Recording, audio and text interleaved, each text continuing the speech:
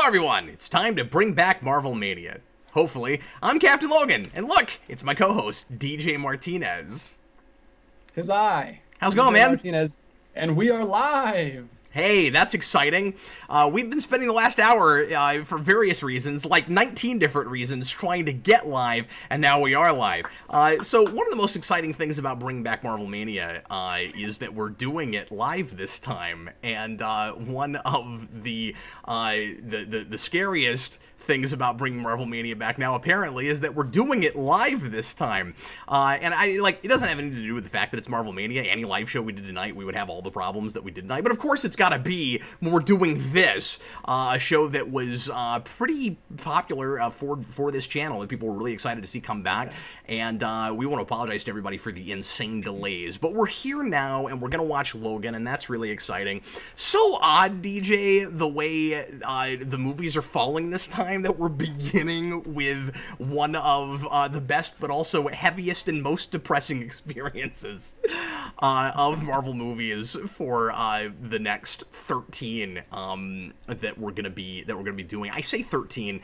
There's that many right now available on video, and in the theaters right now for not much longer, I'm sure, is New Mutants, and that will be out most definitely before we get finished with this, so that'll be right at the end. But I think we're also likely to still be doing this as Black Widow comes to video, so chances are that ends up being the last movie that we do on Marvel Mania this time, since we're doing it less frequently by a lot. We're gonna be doing this just a couple times a month until we finish, and then we'll just wait for them to stack up again, and then eventually we'll come back. DJ is my partner this time. Eric and I did the first 43, 44, however many. 46.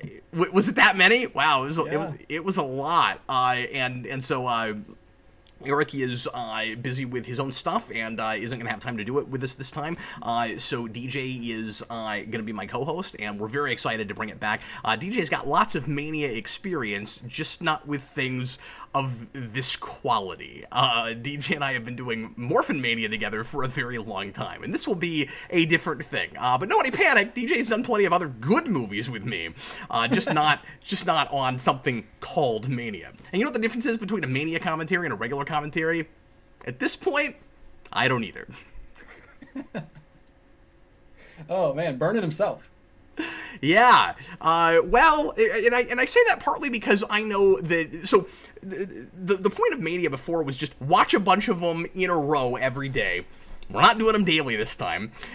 We didn't do them live before. And the other thing was just pop it in and see what you remember and try to entertain the audience. This time you guys are going to be able to interact with us too, which will be fun.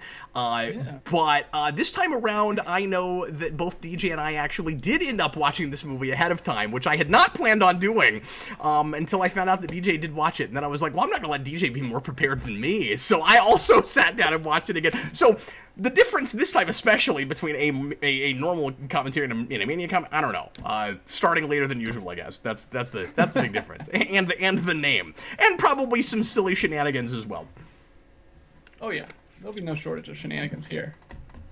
As always with our live programming, if you guys want to make absolutely certain that your question or comment gets read and discussed on air, you can leave a super chat. I'm not actually going to be looking at comments throughout because I'm down a monitor and it's harder for me to look at everything right now. It's part of the many problems I had tonight. So DJ's going to be throwing some things at us as we go along. I'm going to pull them up on my phone, but I won't be able to look as often. So the best way to make absolutely certain that something you want us to talk about gets talked about is to leave a super chat. Of course, as always, don't feel like you have to do that. We're not begging for your dollars or nothing, but just letting you know that that is the way to get our attention, absolutely, if you really want or need to do that. Okay, is everybody ready to get going? We're just going to jump right into this. Yeah, let's do it. We're going to do all of the Marvel movies that came out in a theater that are MCU or Marvel properties, of course, just like we did first time around. This time we're also going to do one animated movie in Into the Spider-Verse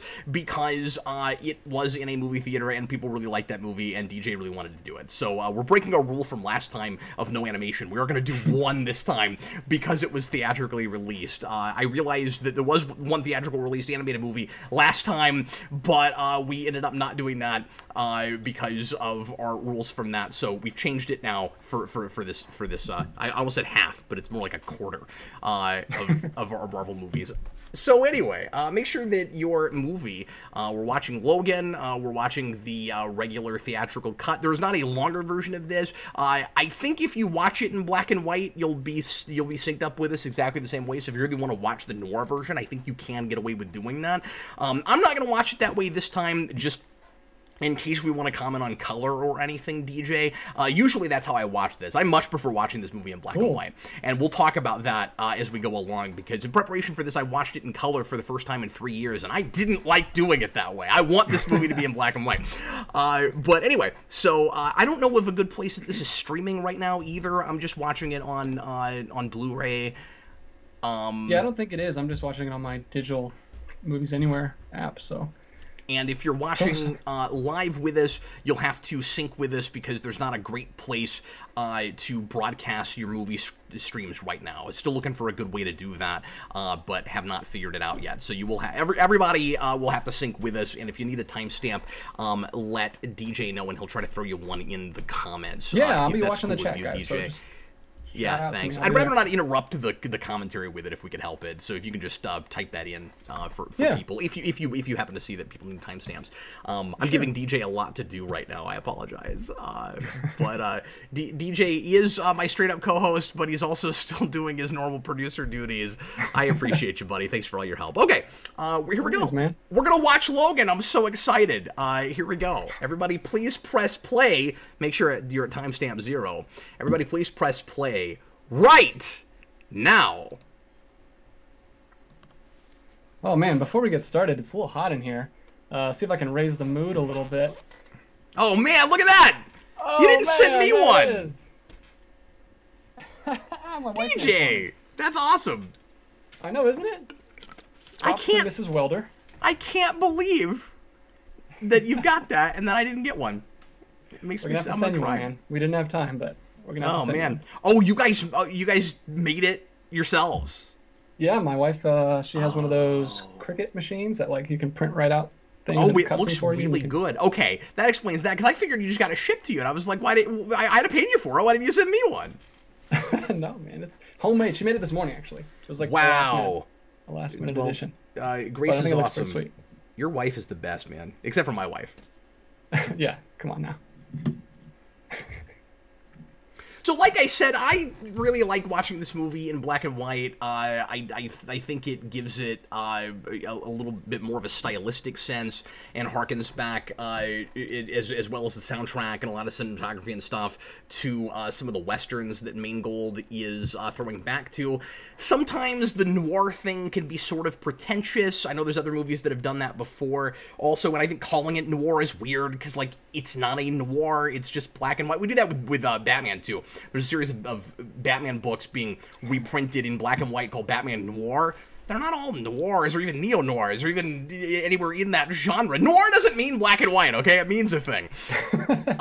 But I much prefer watching this in the noir version, and I still submit that they could have gotten away with putting it out in the theater that way, and I wish they had. Yeah, that would have been interesting. That would have been bold. I mean, this is already a pretty bold movie. The movie itself is really bold. Yeah. And don't get me wrong, the palette is good. Like, they didn't go again for like a super stylized thing, but I obviously it's heightened enough. It is like down to earth and grounded in the way that a really super serious, you know, X-Men thing or a Wolverine thing is gonna have to be, especially because it doesn't want to just be straight up Old Man Logan. If it was Old Man Logan, I would expect a much more stylized color palette. But it's simply influenced by that material. This is certainly not a Mark Millar kind of thing, but it's got a lot of influence from that. It's got very minimally. If you listen to them talk on the Blu-ray about it, they say that Old Man Logan is not that big of an influence. Like there's a few things, but they say that there's more differences than similarities. That's right. The director said it was more influenced by that X-23 story that he mentions. I can't remember which one it was. And I've never read that. Yeah. But yeah, it doesn't. I mean, it's Old Man Logan in that he's older now, and it's a road trip movie, and his powers aren't working quite right. They've slowed down, and he's straight up dying. I can't remember if Old Man Logan he's actually dying. I think he's just slowed down a lot. But it's been one of the things it's been a long time since I read that. Yeah. Flat out is that he wanted it to be a movie with heart, which is kind of telling of how he views that story. Well, that's true, and I think there's heart in that, but I think it runs out of that by the like second to last issue, certainly. Yeah. So more influence comes from that first issue than anything. And when I read that, I loved it so much. I was really excited for this because I thought this was gonna kind of adapt to that. And immediately I was a little bit disappointed in the theater, going, "Oh, we're not in anything like a dystopian world or anything." And what we ended up getting, about 15 minutes in, it's already won me over, where I'm like, oh, okay, you're telling a different story. This isn't the kind of thing where you've really watered it down, or sometimes the MCU has, like with Doctor Strange, has that problem of we're afraid of doing the really weird stuff for general audiences. This isn't that. It's just a different kind of movie and a different kind of story. And I think you could take the storyboards from this movie and 100% put it in a graphic novel exactly the way it is, and it would have been considered one of the great Wolverine graphic novels. Like, it works just as well as a comic book as it does a movie, I think. Oh man, I know how much you love a good piano score. I do. This is a wonderful score. And somehow I've actually never gone back and listened to the score on its own. I should do that.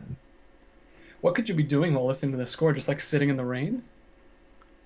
Yeah, probably so. I mean, sometimes I just put no. You're right. You need the right weather. I can't see you doing the dishes to the score. It's a good point. You don't want to listen to this on a road trip, probably.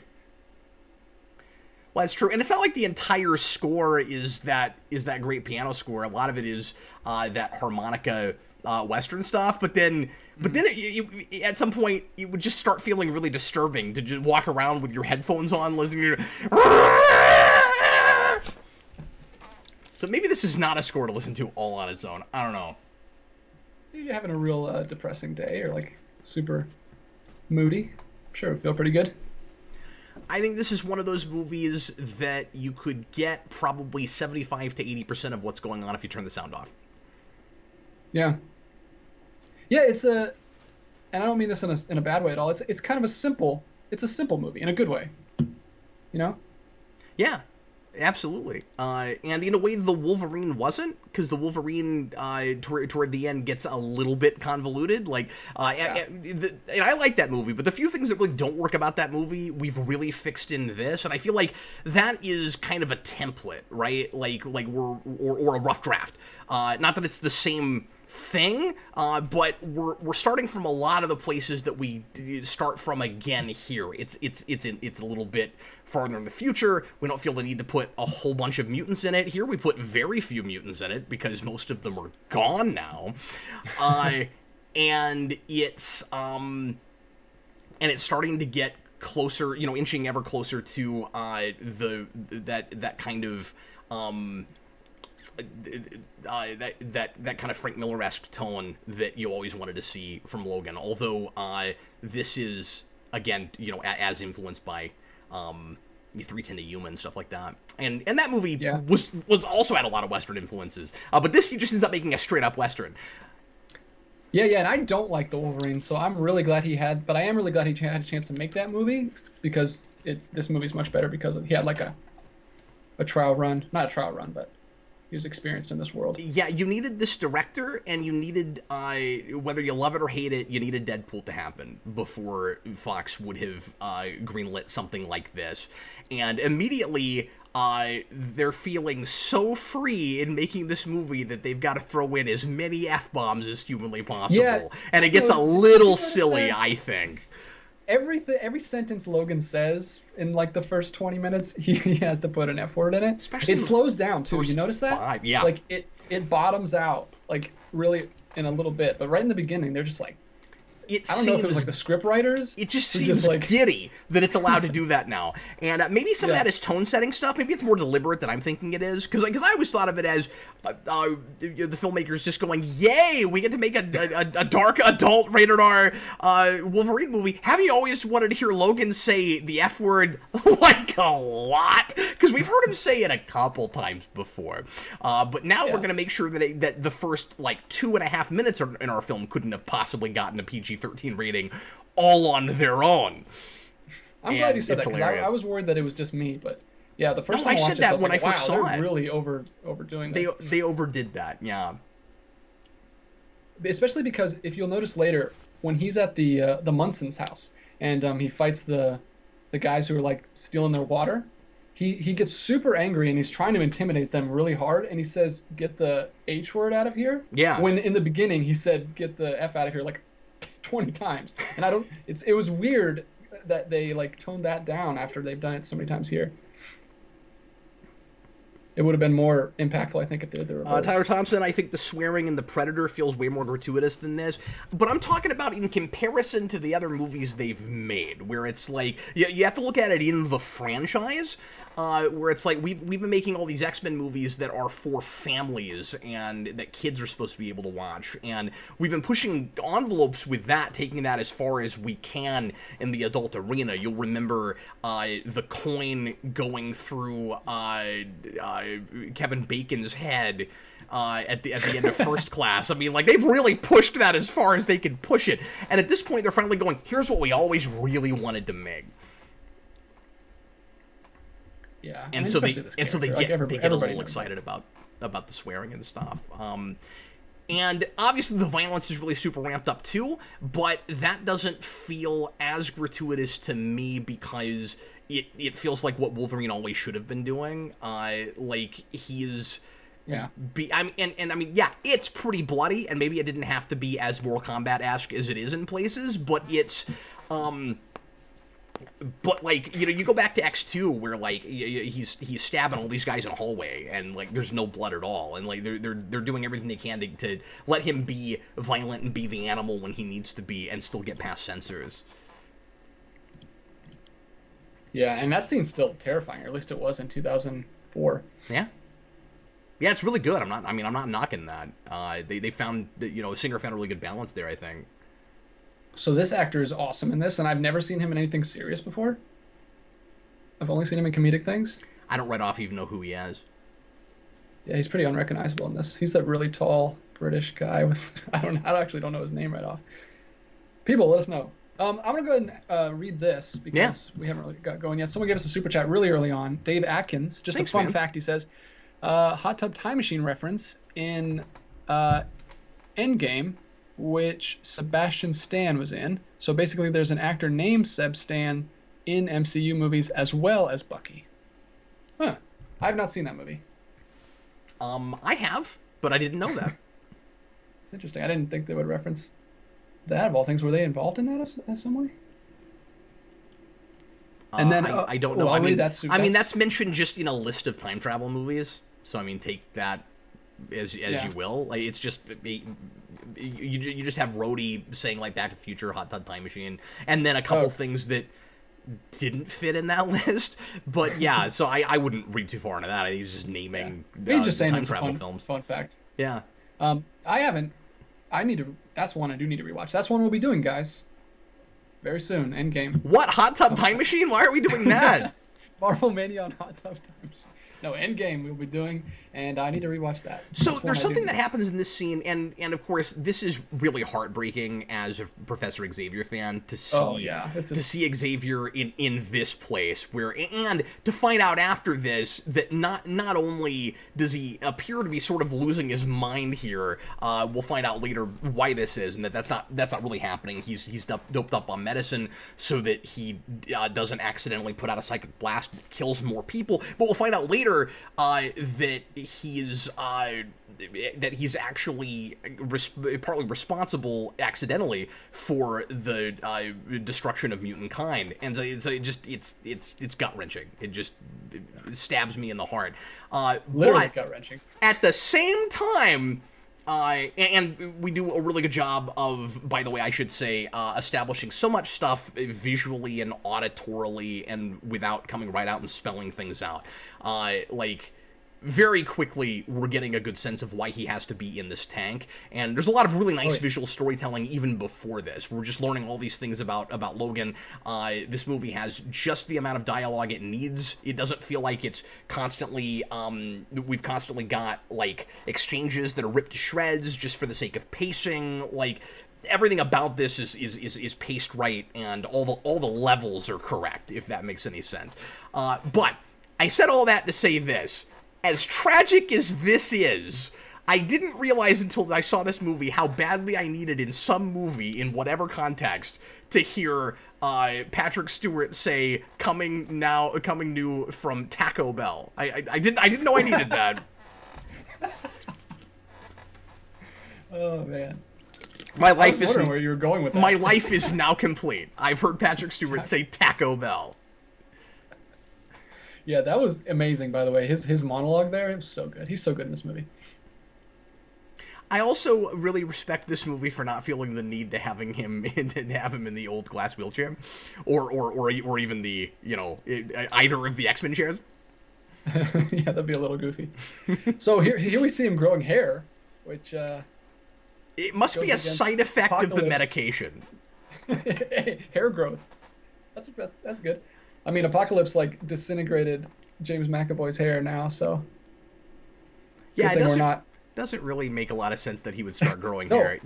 I guess that tells me that... What I like about this movie is that it doesn't feel the need to care. It doesn't matter. It doesn't care about that stuff. And here's the thing. We should get the continuity stuff out of the way, because there are some things I want to mention because it's fun, but... Let me preempt that by saying, but I don't care about any of it because the movie is so good. It lives in its own world, informed just very broadly by some stuff that you know already about these characters, and it plays really fair with you where the stuff that really matters, it gives you again. So, like, there are references to the first movie, so you can imagine that this is sort of some version of that universe, and that's all I need. I like that we come out and say Statue of Liberty and a couple of things like that, so that we're kind of on even footing with this, where it's like, okay, it is this version of these characters, but some events later happened a little bit, must have happened a little bit differently. So you got stuff like, this is set too much around the same time period as the end of the reboot, the soft rebooted universe at the end of Days of Future Past. So, like, how is this happening when like, any way you slice it, even if we were in the original universe, okay, we should be around where the Sentinels have taken over, or we should be at the end of that movie where the X-Mansion is still standing and Xavier is still there doing what he was always doing. And in that version, there are still clearly new X-Men because he's got a New Mutants, because there's clearly a school still going on. And furthermore, I just thought of this. This says that 25 years earlier, this takes place in 2029, 25 years earlier, New Mutants stopped being born. So that's 2004. So, I mean, at this point, X3 can't even happen the way it happens, right? And well, then that's for the best. And then, yeah, but that's for the best. But then that means that you'd be in a universe where Days of Future Past couldn't even happen, because why would anybody care about I mean, like why would the Sentinels care about the mutants? There wouldn't be hardly any. And there are lots of mutants in that universe. So obviously, we're in some alternate reality, and I don't even know if we're in the same universe that the Wolverine was in. Which is really interesting, because Mangold makes another movie, and it's not in any way, shape, or form a sequel to the last movie he made. So we have a Wolverine trilogy, each movie arguably set in a different parallel reality. That's the best. That's fine. Don't need it. He's got adamantium claws here when he had bone claws at the end of the last movie. We don't know how he got those. And it's funny because we have the same thing with Days of Future Past, where in the future of Days of Future Past, he also has the metal claws, and we don't know how he got them. We've done it in both of these futures. But again, I don't really care. It's just kind of fun to point those things out. Yeah, you can't even call those mistakes. Like, it's the same guy making it. He clearly just didn't even care about that kind of stuff. No, he's telling a story. And he's very smart to only have one other character we've ever seen before, because it would start to really complicate things if we had too many X-Men. I mean, it almost feels like the premise starts from that place, partly so that it's so much easier to let this stand alone, and so that people aren't thinking too much about that stuff. Well, if we just say all the mutants are dead, we don't really have to deal with continuity. Yeah. Yeah, I really. Someone said that there are a couple references, but they're not like big things. Cinematographics says he has the samurai sword that Yoshida gave him from the last movie. Oh, like, okay. In his house there, but yeah, that's just like if you catch it, like for the fans. I don't think that's. I wish he had the costume that was in the deleted scene they didn't put in that movie, because it looks really great. Have you ever seen that, DJ? The brown suit that they were gonna use, and then they ended up not using it, and then they ended up not even having the scene where we saw the suit. Yeah, I saw the deleted scene. I don't know if I would want that in this, but yeah, I did think it looked good in that.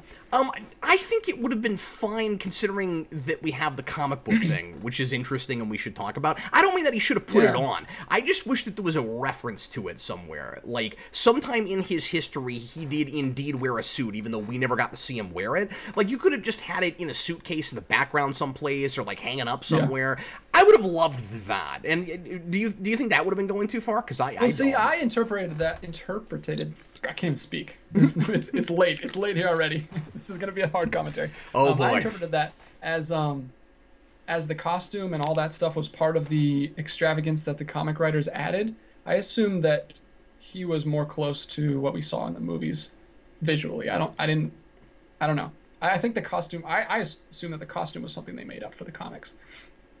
Yeah, well, and the toys and that makes sense. I'm just saying that even with, they're extrapolating and exaggerating in the comics, I still don't think it's going too far to say that he had a costume at some point, considering that other movies did a lot of straight-up costumes. But again, this is kind of in its own continuity.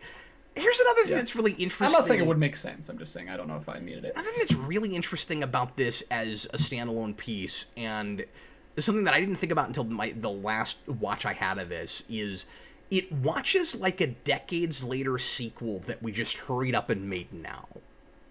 Yeah, and that's the thing. He's not this old. Like, if you look at Hugh Jackman outside of this movie, he looks pretty much the same as he does. They've aged him up here. They also went, we can have nudity now. Yes. So let's have a obligatory shot of that. But a lot of movies, I totally missed it. A lot of these of movies these days kind of avoid that kind of thing. So I also respect it for just being the kind of thing it is, and not really being afraid of anything. But yeah, hilariously, DJ, to your point a minute ago, Patrick Stewart is the same way. He is also, as old as he is, playing a Professor Xavier that is even older. Because at one point, someone calls him an octogenarian. He says, I'm actually a nonagenarian. And what's great about that is, and I never even heard nonagenarian. Is that what people in their 90s are called? I didn't even know that. And then, what's even more hilarious than that is that they do exactly the same thing in Picard. In Picard, he is a 79-year-old man playing a 96-year-old man. And we do the same thing in this. That's so weird. Well, we gotta hurry up and get there. We don't want to make him actually play it when he's 96. One thing I always have to remind myself of, going back to this, is that Logan actually meets Laura, Daphne Keane, in this scene and not as his house. I always remember it as that being the first time that he sees her, and I think it's just because Professor X introduces her there. This is Laura, but he's actually met her once before. He just didn't know who she was. That was spot on. You have the old man Professor X, old man Xavier down perfectly. The motel owner is obnoxious, and I don't like her line reading. I mean, I know she's supposed to be obnoxious. She's this terrible person, but she comes out and she goes, "I said bad girl." I'm like, are we not going to have another take in that? Just one more take, maybe? I wonder if she's doing that because she knows that she's mute, and she's like one of those people that's pretty weird about... Bad girl! I said bad girl! Oh, no. I thought this was going to be like a... Oh, man. I think I almost referenced something that you haven't seen, but I thought she was about to die right there, and I was like, oh my gosh. I reference things you haven't seen all the time. No, you have seen it. It was Watchmen. Remember I have Watchmen, seen where the old lady just walks around the car and just keels over? I thought that's what I was getting flashes. Yes! Dude, we reviewed that together. I know. You were there. We do so much stuff together. I can't keep it straight. One thing, yeah, we probably spend too much time together. One thing, we can't stand each other off. One thing I really, privately, we have no discussions whatsoever. We're like Siskel and Ebert. We only do this when there's a camera rolling, and then afterwards we just go our separate ways. We've never socialized it anyway. But anyway, sorry, I just had like 5 different thoughts in my head. I got to decide which direction I'm going to go. Because we just saw the comic, and I want to talk about that stuff, but we could do that later. One thing I love about this movie is that right away we're given what feels like a really typical case for Wolverine to have to go on. And you're like, oh, okay, so like there's this woman with a daughter, and somebody's after them, and blah blah blah, and like I don't care, and it reads really typical and almost kind of cliche. And even if you know that that's supposed to be X-23, I think it's easy to get duped for a second to think that this story is going to be a lot less interesting and a lot less personal and integral for Wolverine than it is. And I think part of the reason that it ends up being as satisfying as it is because this lady, after she dies, becomes really sympathetic and really sad and tragic. Yeah. And right now she just seems like some, like, you know, idiot lady who probably got in with the wrong people or something. You know, that whole thing. Like, this feels really TV at first. Yeah. You know, like a police procedural or something. Yeah, or like it's the Incredible Hulk TV show with Wolverine, and he's just going from town to town. He's a limo driver, and he's just having to solve everybody's problems. I'd watch that. So I don't know if Xavier is being facetious, and because he's so sarcastic in this movie, and I love it. We get this whole other side to him that you never thought you'd see, and I really buy it. And I think it's hard to pull that off, and they totally pull it off. He still is very much Xavier. He's just this really crotchety, and still has, of course, all that optimism he always had, but even after he's destroyed most of the mutants on accident. I mean, it's wonderful. Like the main thing he wants in this movie is just for Wolverine to get to have like a regular life. It's like, if I didn't accomplish anything else ultimately in life, getting Wolverine to finally be happy would be good enough. And then he doesn't even get to see that happen for the 15 seconds at the end that it does. But yeah, you got that. You got that moment where he goes, "Dude, I didn't sleep the night I saw this. Eric and I went to a bar. I'm not kidding. We went to a bar and we drank almost in silence after this movie. That's what we did." And I didn't have a daughter back then. Now I have a daughter. Ugh. This hit me even harder. Quit rubbing in your daughter, okay? No, I'm just saying. You don't want it, man. It makes you even more sad after you watch this movie. I can't be sad enough just having 3 children. It has to be specifically a girl, which I've always wanted and haven't been able to get. Anyway, but what I was going to say a second ago with Patrick Stewart's facetiousness is he says, I like those glasses. They make you look younger. And I'm like, does he mean that? Or is he just messing with him? Like, I don't even know. Let me say this real quick. Tyler Thompson gave us a really sad super chat, along with what we were just saying. He said, saw this a few months after my dad passed away. Oh, sorry to hear that, We used to watch Shane together, so the ending definitely had me sobbing. Man. Dude, I don't know how you weren't sobbing when they first saw that in the hotel room. Jeez, that's so perfect. That's like the thing you have with Guardians, man. Yes. Yeah. That's crazy. That's a good story, man. Thanks, Tyler, for sharing that. Yeah, thanks a lot. Yeah, except that's a lot more bittersweet, of course, because my mom is still with us. I mean, I can only imagine what that movie would have been like if one of my if my mother had passed. So there's a whole sun motif in this movie that we should probably just mention briefly and put a pin in. You've got this guy who is on kind of a redemptive path. Because he was forced to hunt down mutants, or did it somewhat of his own volition. I'm not totally sure what his backstory is supposed to be. We just know that he can track mutants and that he used to help hunt them down. And so he hunted down his own kind, and he's literally, and this is not done as sappily as I feel like it was done in the Star Trek Discovery. Discovery does something similar to this, but like he literally can't be in the light because of the darkness of like his natural darkness. And then throughout the movie, and this is a thing I didn't really think about much until this last viewing, Xavier and Wolverine are working toward their ultimate goal of going away together out to sea and never seeing anybody ever again, basically, so that Xavier isn't going to, you know, accidentally kill anybody, and so that Wolverine doesn't have to be around people anymore. And they want to get on a sun. It's a shame we never saw that movie. Yeah, but I think it's intentional that what they want to go live on is a Sunseeker. That's part of that whole motif.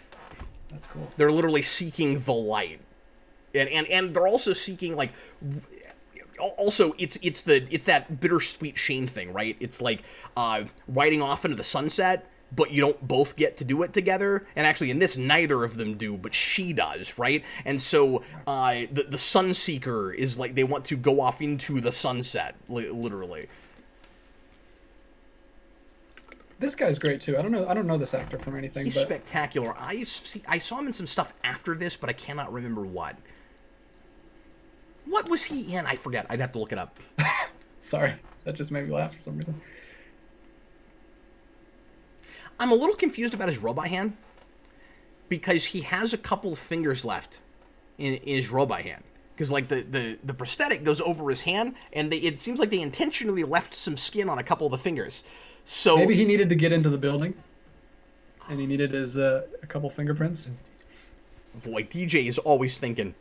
I don't know. Maybe that's not true, but because he has another hand. It only works with your right fingerprints. That's hilarious. Maybe it's like mandatory that they keep their fingerprints on in this dystopian future. I don't know. TH1 says, gave us a super chat. Just to mention this, the queso lupa that he mentioned in that scene at Taco Bell was what they had because cheese on the cups. That's true. That was right around this time. Right around the time they would have shot this. Yeah, because I made a big deal out of because cheese back in 2016. That makes perfect sense. Man, it's a small world. You know, it all goes back to because cheese. All goes back to because cheese. I like the way he looks at that gun, like he's never seen one He's like, before. what? What do I do? Oh, and I feel so bad for him that he has to do this. Because we know he's going to wake up, right? Like, he's going to wake up.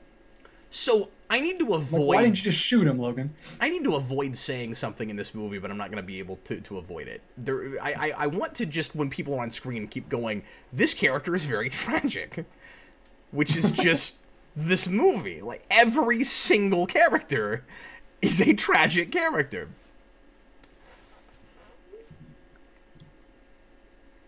Yeah, really. I mean, there's no one. Yeah, there's no one who's not.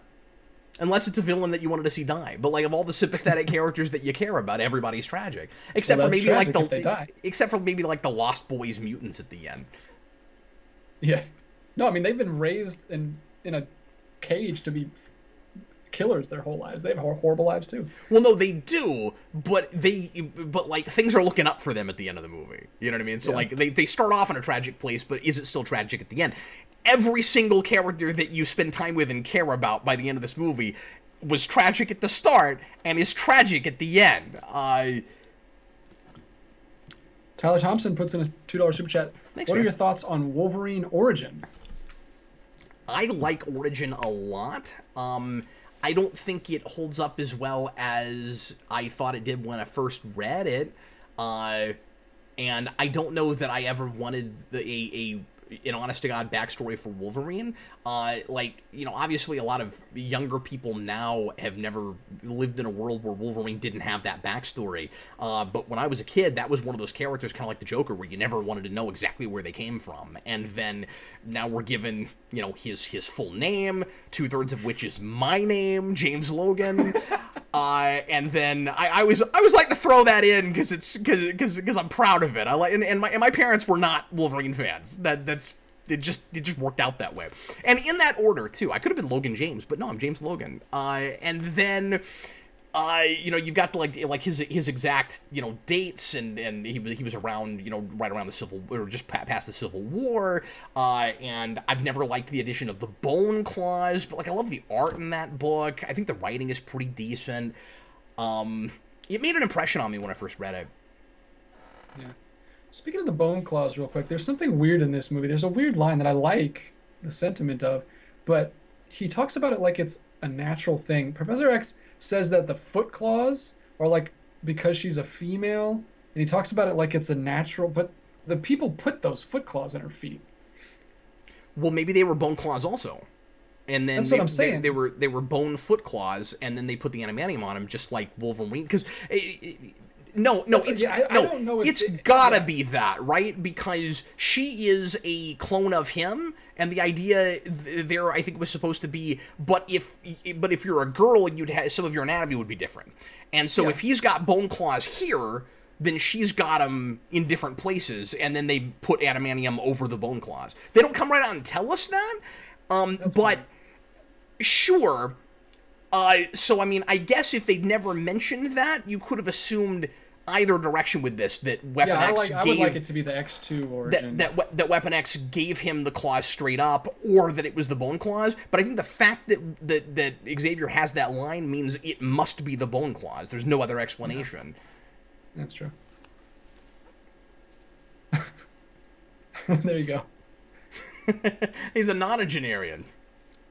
Me and Picard. While we're talking about lines that made us laugh pretty hard, when he smacked Caliban's mug out of his hand and he just like so quickly says, "That was my favorite mug." That was my favorite mug. It really made me laugh. Yeah, he's really dry-witted. And he's one of those characters that feels for a second like he might be the comic relief. Like a really, a really sad, tragic kind of comic relief, but still kind of a comic relief. He doesn't have a lot of jokes. He doesn't keep making you laugh. Oh, it's so sad. What happens to him? He really exists after that to get tortured and then help the bad guys find the heroes and then die. Oh, so sad. Well, and I mean, he gets a heroic death, certainly. Yeah.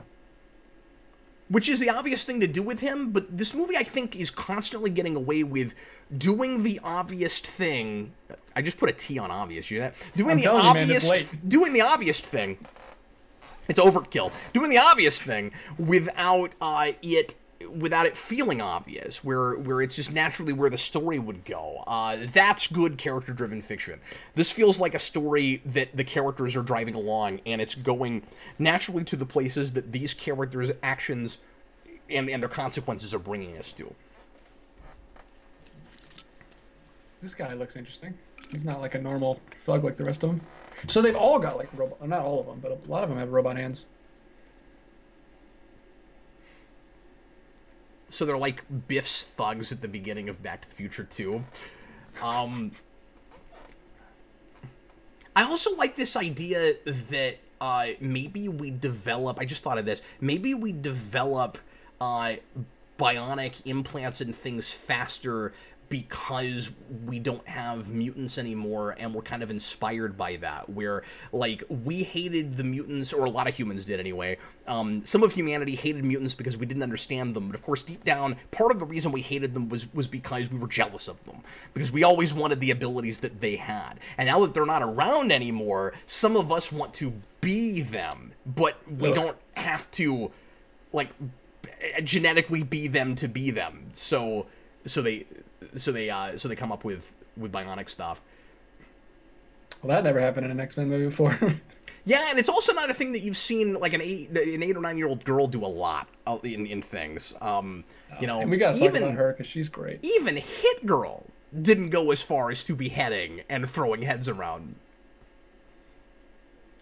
This girl is Daphne Keane. I've just watched her in His Dark Materials. She's British, and she does a fantastic Spanish accent in this. I don't know how she does that. I don't know how she brings the intensity she brings.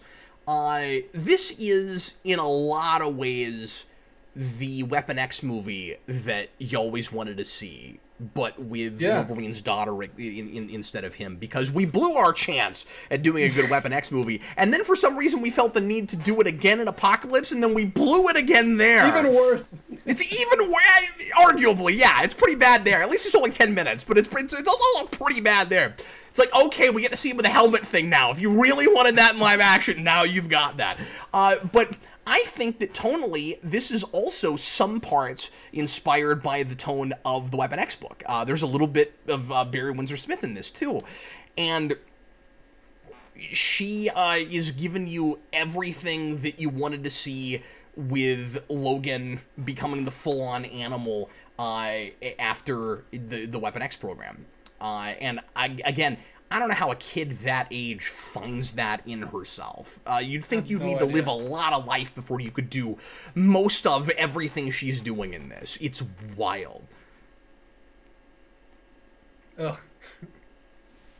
And, you know, I said, her screams are so good. Her screams never sound goofy. Like, she's so good at that. No, and I was going to say, it's a huge risk to pin so much of your story on a child actor, really in anything. Like, it kind of doesn't matter what it is. That's always a bit of a risk that you take unless you know of a really good skilled actor that you wrote something for. Like in the 90s, if you after Home Alone wrote a script for Macaulay Culkin, you know you're in pretty good shape. That he was a good child actor. But in this, you're going with a no-name. You got to go find somebody that can do all this. Probably after you've already written it, I would imagine. And so that is really bold. Sorry, we got a super chat from 5590 ERS, and we already kind of answered it. He says bone claws or adamantium claws. I totally wish that this was in the X2 verse where he just gave him the claws, because I always think it's so weird that he literally had the exact same claw. Like, well, that's so weird that his powers were super, like, smelling powers, healing powers, and claws that come out specifically from, like, that's such a weird power set. Yeah, and you can't say it came from any kind of evolution, really, unless he somehow was mutated because of a mix of DNA with an actual Wolverine or something. It doesn't make a whole lot of sense. You know, like you could say it maybe sort of makes sense that you would develop something like claws along with healing because you need the healing power to make the claws happen. But then that on top of a heightened sense of smell, and it's too much. And it's the Sam Raimi Spider-Man organic webbing thing. Like, why does it come right out of the wrist where he needs it? Why does it come right out of his 3, like, finger creases? It's, like, that's not what animal claws do at all. They come out of the fingers. No, that's exactly right. It just seems like you're adding it after the fact. Yeah. Yes, it's way too retroactive, and that was always the big problem with Origin. Like, I liked reading that book, but that was the big mistake that it added. And do I mind that as much if that's an out of continuity, more Elseworldsy thing? No, that's fine. And if that's what that story had been, but I don't want an in continuity because we're stuck with it forever, and everybody feels like they have to keep going back to it. This was so suspenseful, the whole train thing in the theater. I was like on the edge of my seat. Yeah, and you know what I never thought of too. In trying to calm her down, and just make her not worry, Xavier says, it's a choo-choo coming, and then it's not a train, but then later, there's it is a train. It's pretty great. Then it is a train. Didn't occur to me that was foreshadowing until you said that. It's pretty good. Oh, I should have made us black and white tonight. That's what I should have done. I don't know if OBS can do that.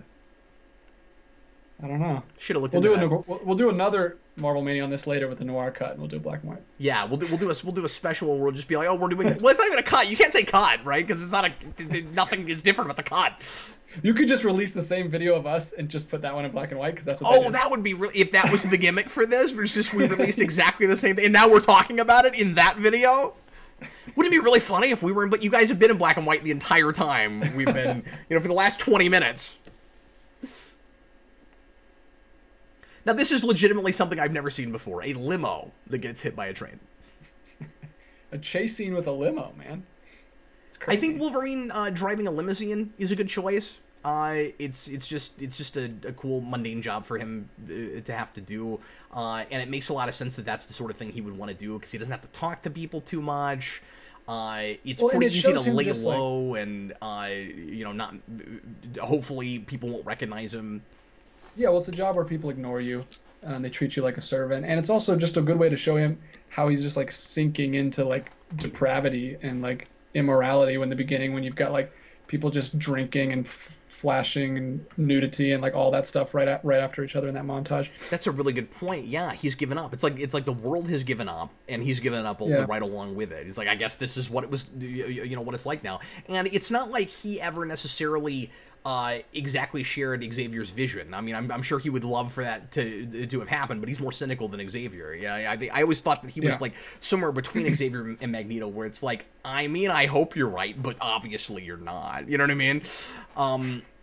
And so now he's living in the I told you so future. Like, not only were we not able to live in harmony with human beings, but there's like none of us left. And so we were not the next step in human evolution. And then we get an end to this movie where very ironically, perhaps the mutants still are, because they get to continue going on, and only because humans kept them going to try to control them. I love stuff like that. Yeah, it'd be interesting to see where Magneto is in this future if he's alive.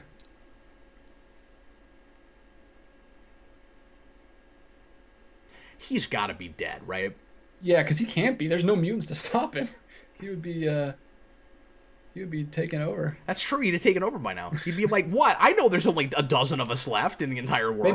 Maybe that was one of the many, many, many times in these movies where Magneto happened to visit the X Mansion that day when Professor X killed everybody.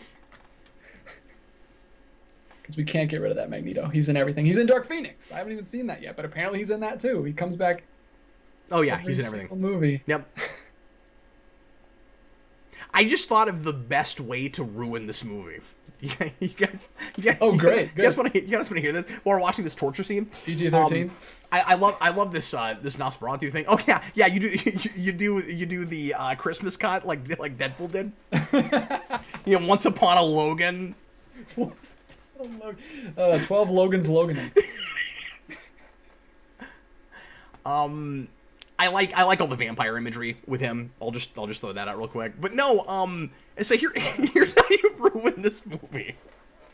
So right then, I'm gonna say it now instead of while we're watching it, because it would be terrible to ruin that scene with this. So you get to the end, right? And Logan has died. Spoiler alert.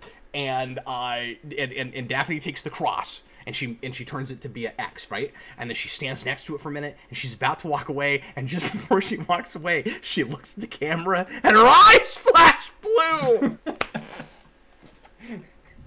Da-da-da-da-da! Da-da-da! She's been Mystique the whole time. She's been Mystique the whole time! This is one of... Oh, I'm sorry, I didn't mean to step on you. No, go ahead. I was just going to say, props to this woman for editing this video on her phone. She's a phenomenal editor. She had a lot of time in that hotel room. Yeah, she was super fun. I mean, it's possible. It's just funny. She even did voiceovers on top of all the footage that she's showing. Yeah, I mean, that would be the easiest part, is just record the audio. But, like, all this footage... Cutting it all together, that would have took forever. Well, no, you say that, but she's like thinking about production, because when she starts the video, she's talking at the camera, and then she had to deliberately record voiceover after she's talking to the camera. Think about that. No, this movie is really deft at exposition. Like that is a brilliant way to get all this stuff across, where we don't have like, she could have given all this in the hotel room. This is a lot more economical, but also we're able to do this without a flashback. Like, we very deftly kind of see a flashback and also get all this exposition that we need in scene with our characters, seeing how they feel about it as they're finding out. And it doesn't deliver all of it to us at once. It cuts it up between two scenes. It's so cool. This is also really heart-wrenching and makes me want to cry every time I see it. I know, man, I just can't deal with it. That speech that guy has, where he's like, we don't dress them up for Halloween, we don't give them birthday parties, like, think of them as things. It's horrible.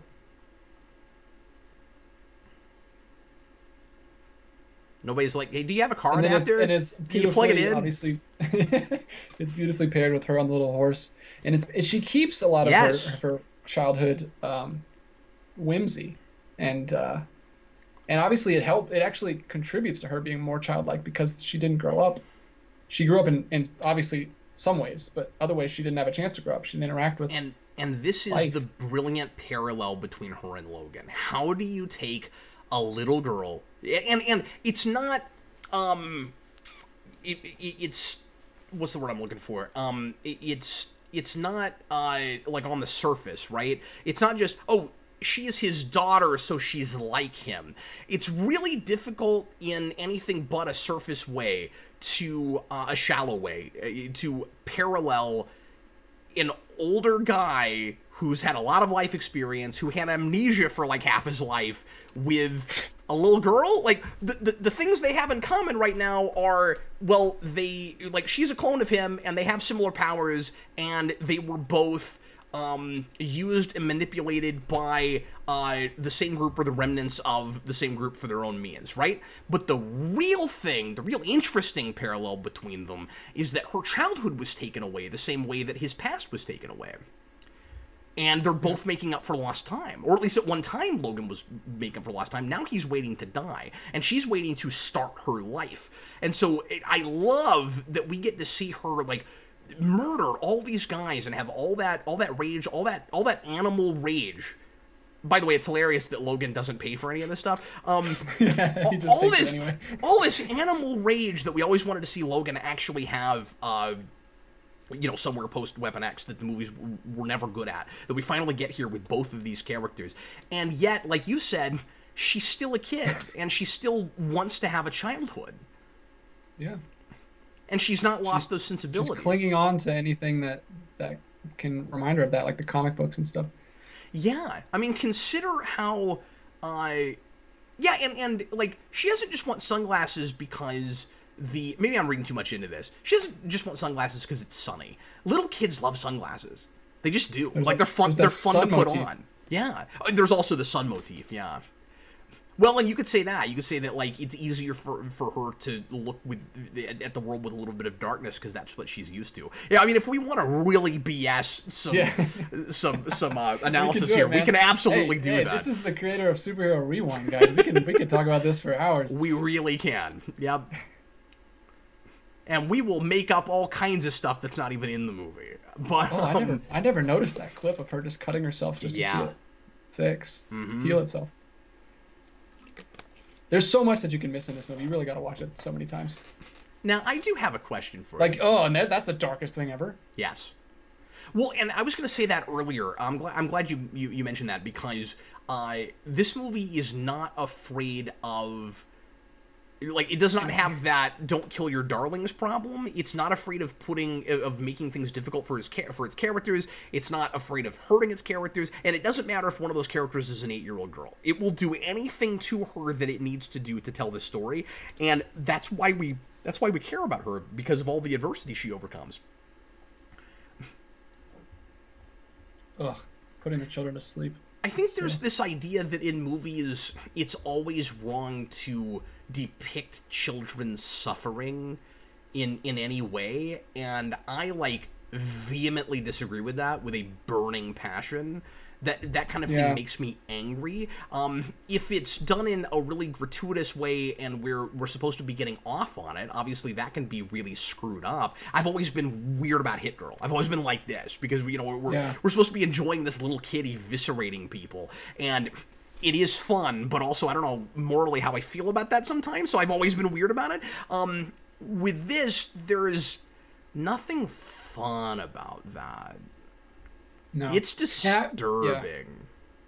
It's very, but I get where people come from with that, because you do have to cast real children to do that stuff. Yeah. But most of the time on set, I get the idea that, like, they're playing with the kids and they're making it. It doesn't feel real on set. You know what I'm saying? Like, they're goofing around between takes. If the complaint is putting child actors in a situation where they have to act that's a moral conversation we could have. What I hear much more often is you shouldn't put child characters in danger, that they shouldn't be depicted that way.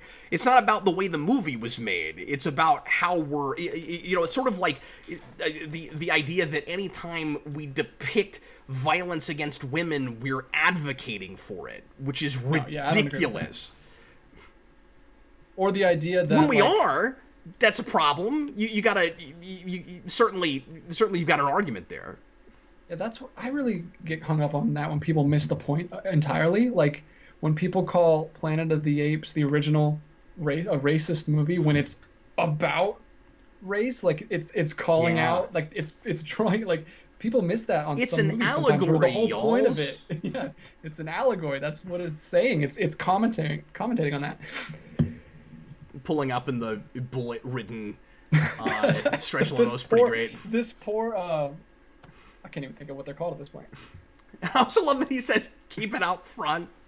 Like they want that in front of their hotel. I want everyone to see this car.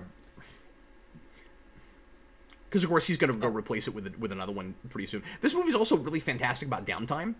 And anytime you get comfortable, you're simultaneously uncomfortable because you know the other shoe is going to drop. Especially after the first time it does. You know, like, they're getting settled in here, they watch a little Shane, they're looking at all the clothes they bought, and then boom, I was a Picard. Xavier nearly kills everyone in this hotel with his mind. And then later on, he goes with that family, you're like, oh no, they're going to meet a family. I know, yeah. And remember, Logan resists it the whole way because he's afraid of that too, which makes him wonderfully sympathetic. Logan, this whole movie, Logan, that's why he's completely given up on his morality and he's not helping anyone, because he's just decided that every time he helps someone, it makes it worse.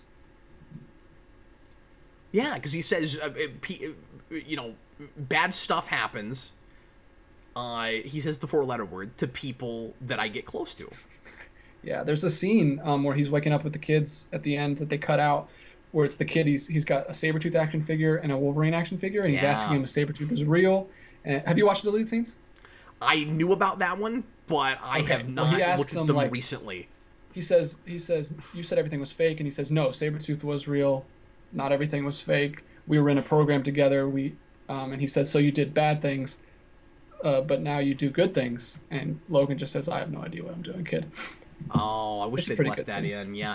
And there's another reason I wish they'd left that in. I think intentionally, and tell me if I'm reading too far into this, because I've been guilty of this before.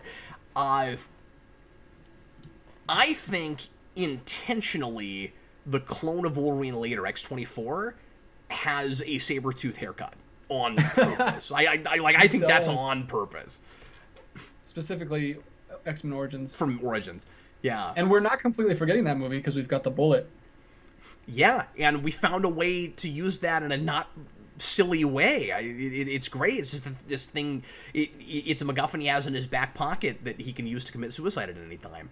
And that I buy to some degree. You know, the idea that like the animanium could go through animanium and that's like the one easy way he could kill himself. The problem I had with Origins wasn't that he couldn't penetrate it. It was that somehow Stryker knew it would take his memories away. That is the dumbest thing.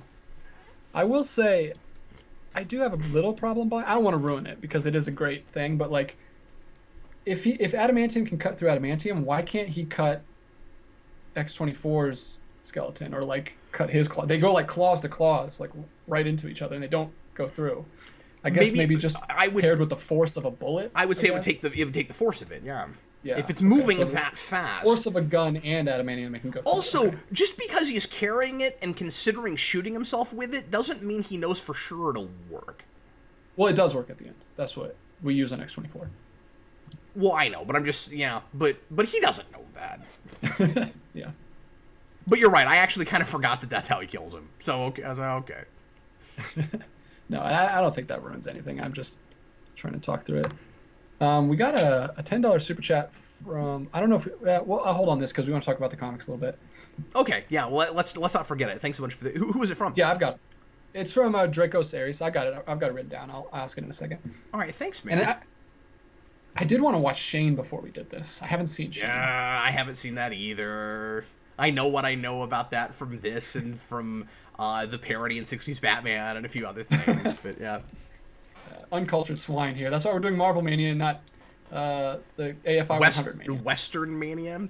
That'd be Western Mania. That would be a pretentious Mania. I like the idea of reviewing the AFI Top 100. I don't know how I feel about doing commentaries on them. I would love to try to do a commentary on 2001 and try to find something to say. That's a really long movie. That would just be one of those tangential kinds of commentaries where like you spend 20 minutes talking about something else entirely, and then you go, "Oh, that's right, we were watching 2001. I forgot." But I mean, I've managed to do 2 whole commentaries on Motion Picture, which has very similar pacing issues. So I could probably manage it after I spent some time with it, because I've never seen 2001 all the way through. And I know as a science fiction fan, that's insane, and I probably shouldn't admit to it. But not since I was a kid, and even then, I probably fell asleep somewhere. I don't know if I've ever sat through that entire movie.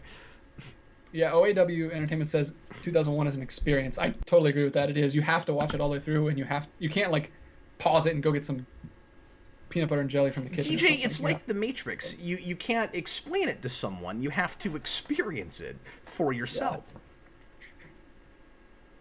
So, yeah, let's talk about the comic thing for a minute. Yeah, so I love that. Are you okay with that? I like it a lot. I have a question about it.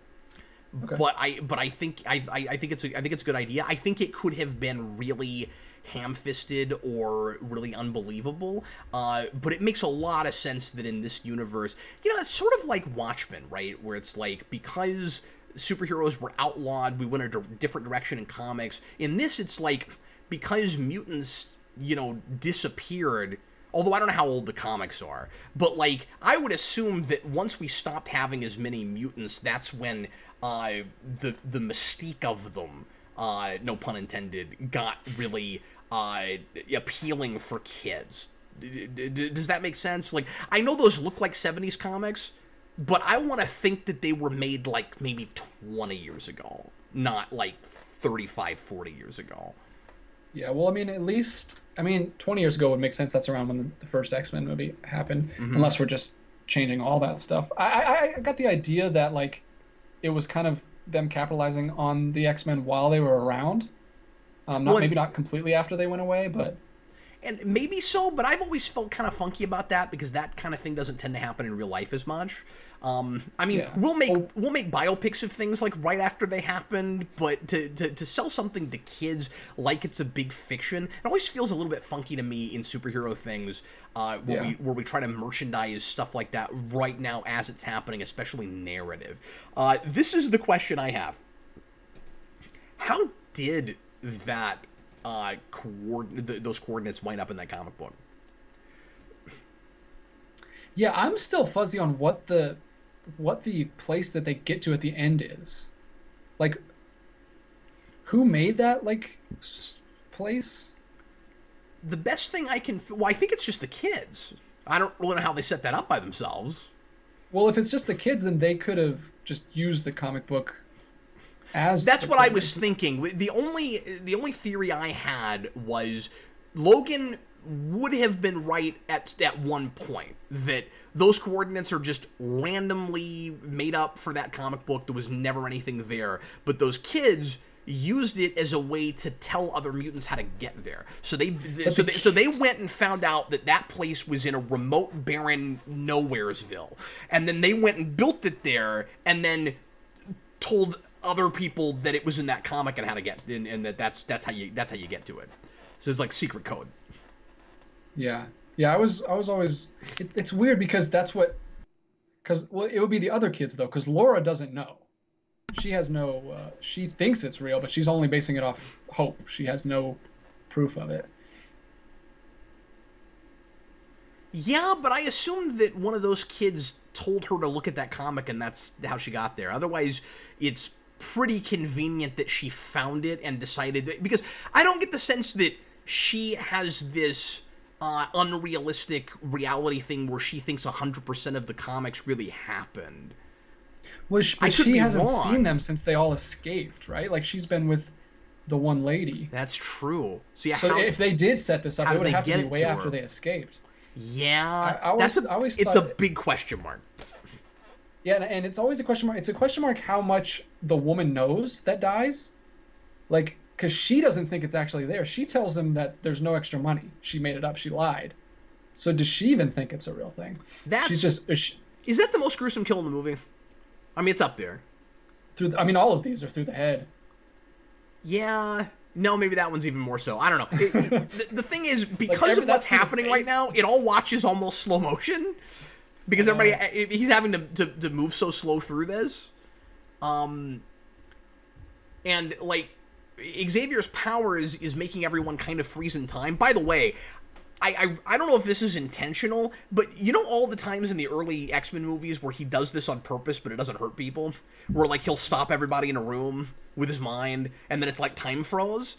It's like this condition he has where he can't control it is making that happen, but it's killing people as it's happening. I wonder if that's intentional, if they're making it that same thing again. Because that's pretty cool if that's what they were thinking. Probably. I wouldn't put it past these guys. I just feel like they keep going back to some of the best stuff from those movies. Like, this is, even though it's I mean, I don't even want to say retconning, even though it's just, like, rewriting some things, going its own way. It's, again, set in kind of a slightly, alternate universe, right parallel to the early X-Men movies. But frankly, after X2, every one of those movies feels that way, right? This one is doing it deliberately. It still has a lot of reverence for that stuff. For the best of it.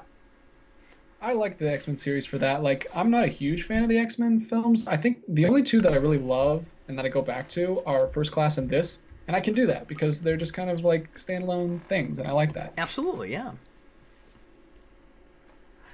I think we could make the argument that every single X-Men movie up to Apocalypse, like until you get to Apocalypse, after X2 is a soft reboot.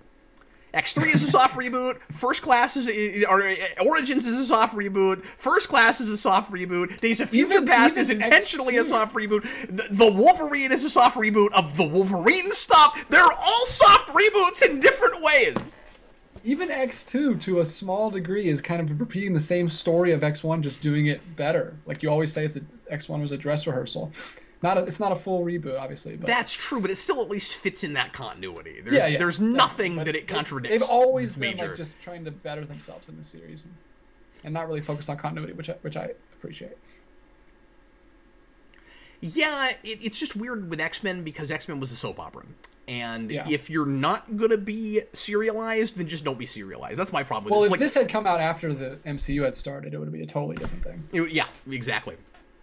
They would have dug into that continuity and like probably had one of the best. And I know you don't care as much about that stuff, but it would be really nice to have a really solid, deep, intricate X-Men continuity, because that's what everybody loved about that series. Yeah. And I would just like that to happen in TV if that was going to happen. Well, yeah, same here. But I mean, like, if we put them out enough in movies, and they've got to be in movies, then that is still what I would want. But I'm with you. It would make for a much better TV show, obviously. But I mean, like, obviously, ideal world, but that's X-Men is the one thing that's like impossible to do on television because you've got all these crazy effects. Yeah, but that's not true, because Legion looks spectacular, and it does a lot of stuff with superpowers. Like, it doesn't have a lot of costumes and stuff, but I don't know that you need costumes for X-Men. That's what Singer was kind of trying to prove with that first one. I think he could have gotten away almost with not even having those black suits at the end. Like, I think he could have just had X-Men without costumes. So no, I disagree with you on that, man. And we've had lots of ensemble superhero shows that are kind of, looking more down to earth to save money on budget. But also, we've got the CW shows, superhero shows, which after a certain point I don't like that much, but a lot of their costumes have always looked pretty good. I don't know that you can't put those things together. I think you can do some of this stuff on TV today at this point. In 2020, definitely not in 2000. No, not back then, but I thought you were talking about what you'd rather see MCU do. I wasn't thinking about that, but you see what I'm saying? Like, television instead of movies. Yes, you can do that now, and you probably ought to. And like, Disney Plus show. I mean, we're doing freaking Star Wars on TV, and it looks as good as the movies do. TV, yeah. What is TV these days? Okay, we got some of these super chats they're building up. So let's do it. That $10 one was perfect for what we're talking about. He says, "How did you find out about X-Men? Who's your favorite character?"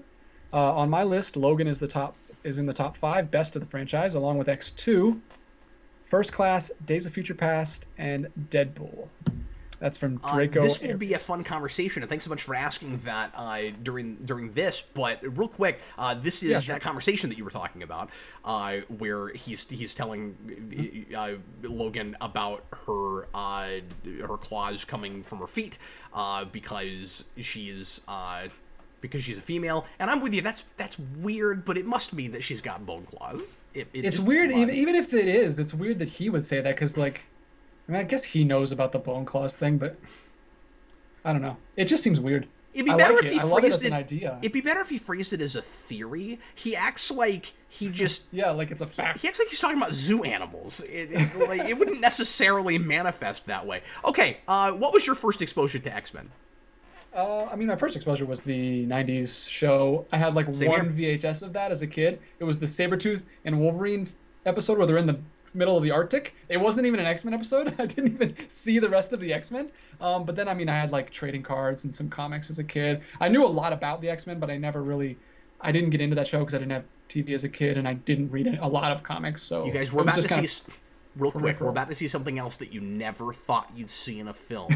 Are you ready? Telepathic horse wrangling. It's a thing you never thought you'd see. The X-Men tape and Logan's face when he sees that he's doing it is really funny. Yeah, and I mean, he should be concerned because Xavier doing anything with his telepathy right now is way risky. Because he just gave him the medicine to stop it. Literally just gave it to him. Which means, does that mean he's still not using it? Or does it mean that he swallowed it and he's got just a couple of minutes where it's still going to function? No, remember he swallowed it and he went, nah, because Logan said he wanted to. No, I know, but he could have had it under his tongue. He could have had some sleight of hand. I don't know. One of the funniest things he does in this week. Yeah, it's really funny. This is one of Patrick Stewart's best performances of all time, which is... I'm so glad he got to do it. Certainly saying something.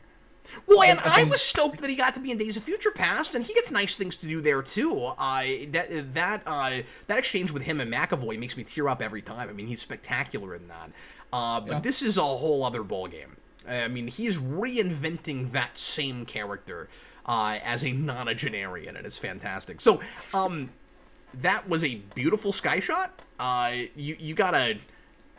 You got about a 5-minute window to get that shot when you're at Magic Hour. That's pretty good. But anyway, so the VHS tape the series that you're talking about, I have one of those too, and I don't know if actually if those were the ones, DJ, that they put out in retail, or if it was the ones that they had at Pizza Hut, because there's two sets, and there was a set that you could get one of like 4 or 5 tapes at Pizza Hut, and I had one of those, and it was Enter Magneto. It was the 3rd episode of that show. It's probably where I got it. It's probably where it came from originally. I think I got it at like a thrift store, a flea market. They were in those black boxes. Those. Oh no, never mind then, because mine was actually like a cover art, like one of the slips. Yeah, they were really cool looking. Yeah, they were really minimalist boxes. And then he also asked us who's our favorite character. So I know. And then he asks us to rank the movies, which I think we can do that during the credits, maybe. Yeah, let's wait on that. I know at one time Wolverine was insanely oversaturated, and I always felt weird saying that he was my favorite X-Man. It's been a long time since that happened, since that was a thing. Isn't it weird how much the world has changed? Like this is not a this is not a thing you can complain about anymore. The whole Wolverine is synonymous with X-Men thing that Vince and I did a GNN about.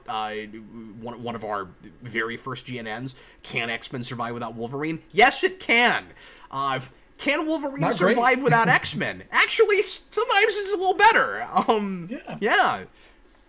But interestingly, he is still my favorite. Sorry, he is still my favorite. Okay. Yeah. Weirdly enough, my favorite is Beast. We don't really get any. I mean, First Class is kind of Beast. Yeah. Part of Beast's story. I like Beast a lot. I love all characters in fiction that are like transformed from one form to another, like as a metaphor for like mental illness. And me and Cap have this a lot with mental illness and like bipolar disease and stuff like that. So I like Beast. I like Lizard. He's my favorite Spider-Man villain. I like Hulk. I like those kind of characters. Well, and I like the whole Jekyll Hyde thing. Yeah, that kind of stuff. That's what I'm talking about. Yeah. And also, I've always... I like Beast specifically, and I guess Hulk has this to a degree, too, where you have that kind of that kind of juxtaposition of the brilliant man in a monster body.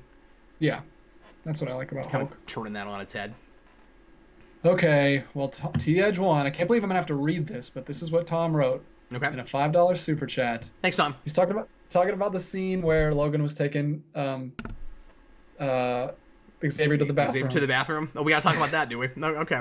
He says, I love and hate this scene. I mean, it's a personal story with his mom. So he says, I love and hate this scene because I had to help my mom wipe because she couldn't help herself before she died. So, I mean, yeah, it's a little, but that's sweet that you have that with your mom. Man, a lot of people are reminded of their parents' deaths with this movie. This is...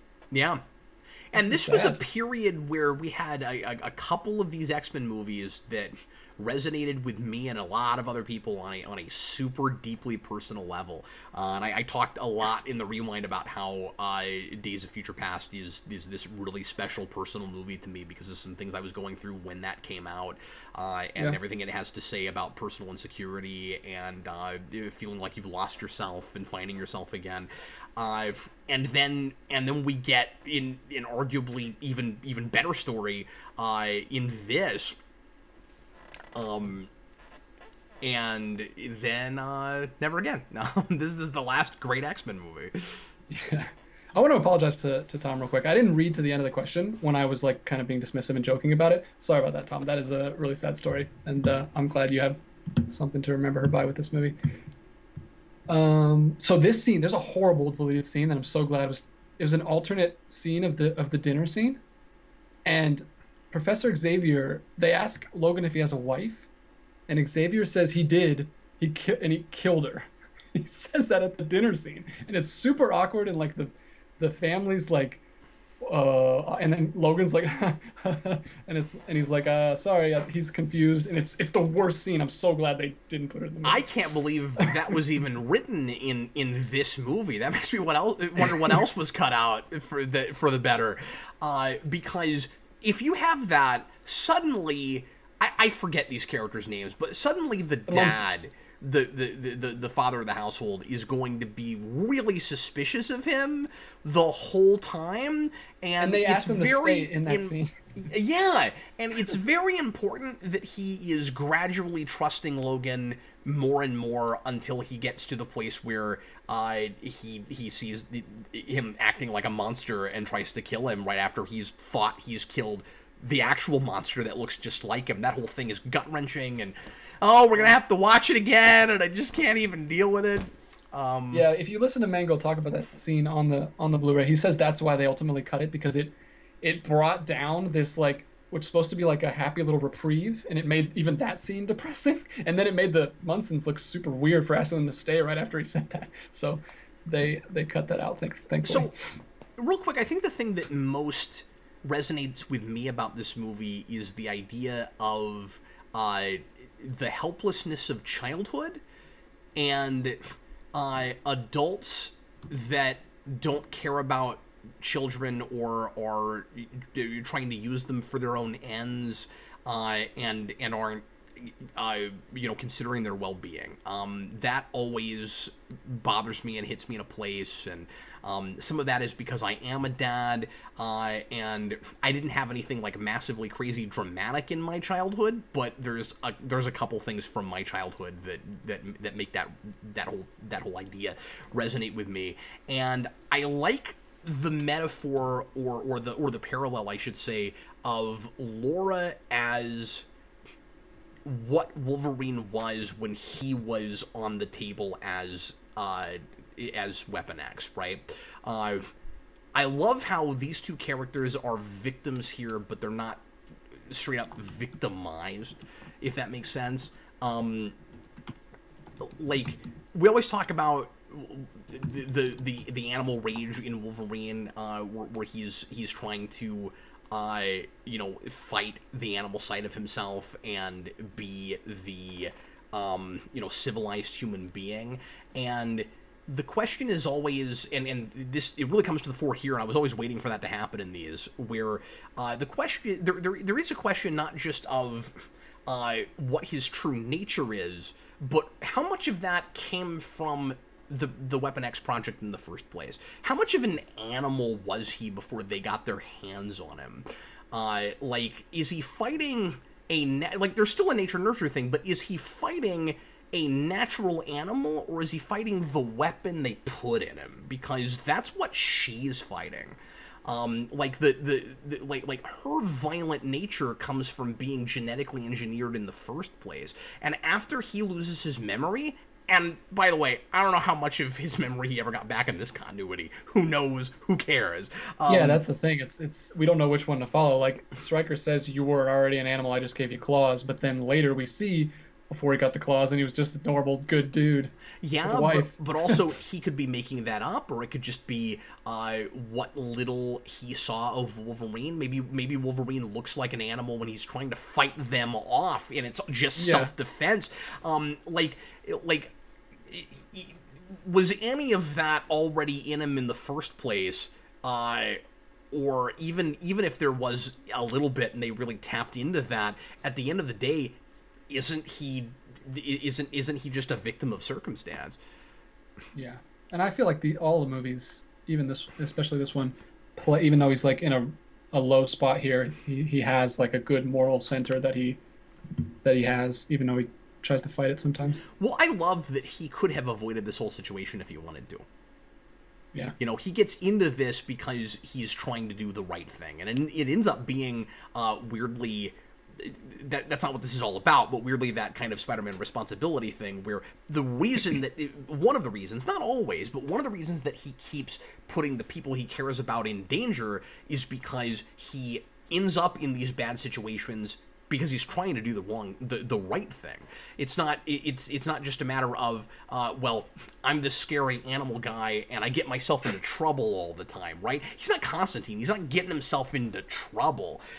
He is, well, actually, it is somewhat similar to Constantine in a way, but that's more about him feeling better about himself. So like Constantine will keep getting himself into trouble because he's trying to fix his own insecurities, and it's led by grief.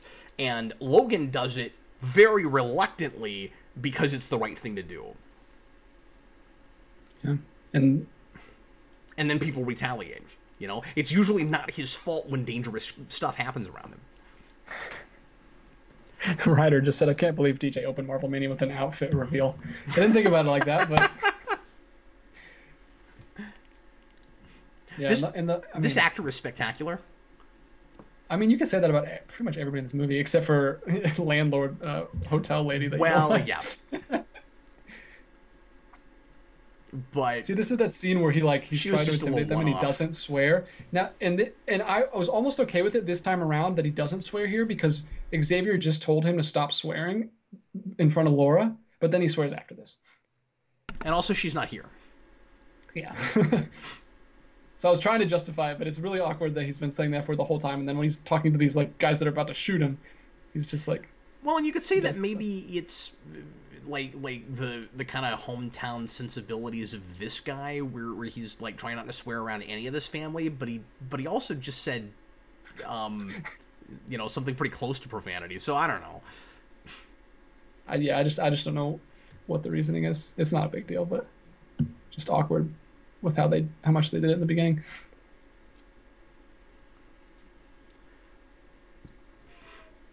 I also think that there is and I don't know how intentional this is, I think it must be, there is a slight parallel here in these guys trying to run this guy off so that this company can take the land for their house, and the Weapon X program treating mutants as property, where you have, this makes right thing, where it's just people with a lot of power decide that they're better than anybody that doesn't have it, and that they should be able to control everything. So like it's not a perfect metaphor, but I think that they're kind of linked. I think that's got to be on purpose. And this whole plot is straight out of a Western movie. Oh yes, of course. You know, all those Western movies where the sheriff comes into town, DJ, and then there's a clone of that sheriff that nobody knew about that comes into town that has a slightly different haircut so that you can tell that it's not the actual guy. I want to know, so this is the saddest thing, or one of the saddest things that happens, and of course, I didn't expect to lose Xavier this early. I hate that he dies, but not that it's a criticism, but it's so sad to me that he dies before he gets to see Wolverine, like I said, get his 10 seconds of happiness. But more than that, is it even worse? Does he have any sense that this isn't Wolverine? Like, yeah, that clearly his powers aren't working right now because he does think that's Wolverine right now, and I don't think he gets a good look at him. I think he thinks he was murdered by Wolverine when he dies. That's the thing my wife said when we watched it this time. She was like crying and heartbroken. She was like, "Oh no, he thinks it's him." But there's another heartbreaking moment after this where Logan picks him up and is like, "It wasn't me. It wasn't me. It wasn't me." And I don't know when he dies, if he dies instantly. He seems to still be like wheezing a little bit afterwards. No, you know what? I think he actually must get to see the real, because he dies in the truck. Him say that. Yeah, I forgot about that. I always think he dies here, but he actually has a line to Wolverine right before he dies. He starts to say something and doesn't finish it, if memory serves. And he's looking right in his eyes. And the question is, shocking thing ever in a movie theater. And the thing is, you can interpret that a couple different ways. Like, I get that Logan feels the need to tell him it wasn't him, but when he looks up at him, he may immediately be like, I mean, she's shocked because he's getting murdered, but he may immediately be like, I know this isn't Wolverine because he looks different. I mean, he's got a totally different haircut, and Xavier is a, pretty observant guy. Yeah. But they've done a good job in this movie where we have no idea that that's coming, and even we are taken aback at the first time we see it, like, what the world is happening. Well, I said there's a few things that it does where it's the obvious thing in a good way. A lot of the major beats, of course, are not that way. A lot of the major beats really take you by surprise. How do you feel about the whole X-24 thing? Because I know there's some people that think that it borders on hokey. Yeah, well, first of all, this dad, just watches all his parents or his family get murdered right in front of him. I can't believe that something based on X-Men gave us some of the most disturbing imagery I have seen in a long time. This shot is amazing because that's a completely digital face. And is it really? Yeah, I've seen some of the behind the scenes on this. Yeah, I didn't know that. I did not get a chance to watch behind the scenes before this. And it's a Mania. And I didn't think we were preparing, but apparently I just we were happened to be supposed watching to be a YouTube preparing. video.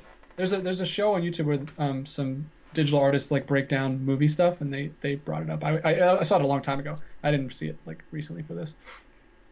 Oh, so sad. So yeah, this is all legitimately disturbing and terrifying, and the music cues are brilliant. But like as soon as Wolverine finally walks out of the house and those music stings, you are watching a legitimate horror film at that point. The whole movie's not horror, but he's a horror scene villain. Is definitely he's definitely a horror villain. And there's also some, I hate to say this kind of stuff because like it's a freaking amazing scene and I wouldn't want to change a thing about it, but this is a Mania and we talk about this kind of stuff. Yeah. We kind of ruin things sometimes when we think about it too much, but like there's no reason I ruined the ending. It was fun. I'm sorry, what? There's no reason that X-24 should be standing there for like 30 seconds while Xavier's talking to him because he has no brain at all. I have that too. Why is But I don't care because it's an amazing scene and I wanted to say Well, he's being a typical slasher villain, right? Where he's got to come in and have a little bit of thespian clout, you know? He's just going to stand there in the corner he's and just being dramatic. Just have I'm Wolverine. Have a little bit of gravitas. Yeah, he doesn't know anything about anything. No, he's just a mindless drama. We're told he is, in every sense of the word, a child, which is interesting because of X-23, of course. I can't believe we just watched that guy's head come off in camera, and it looks great, by the way. Yeah, how did they do that? It's pretty impressive.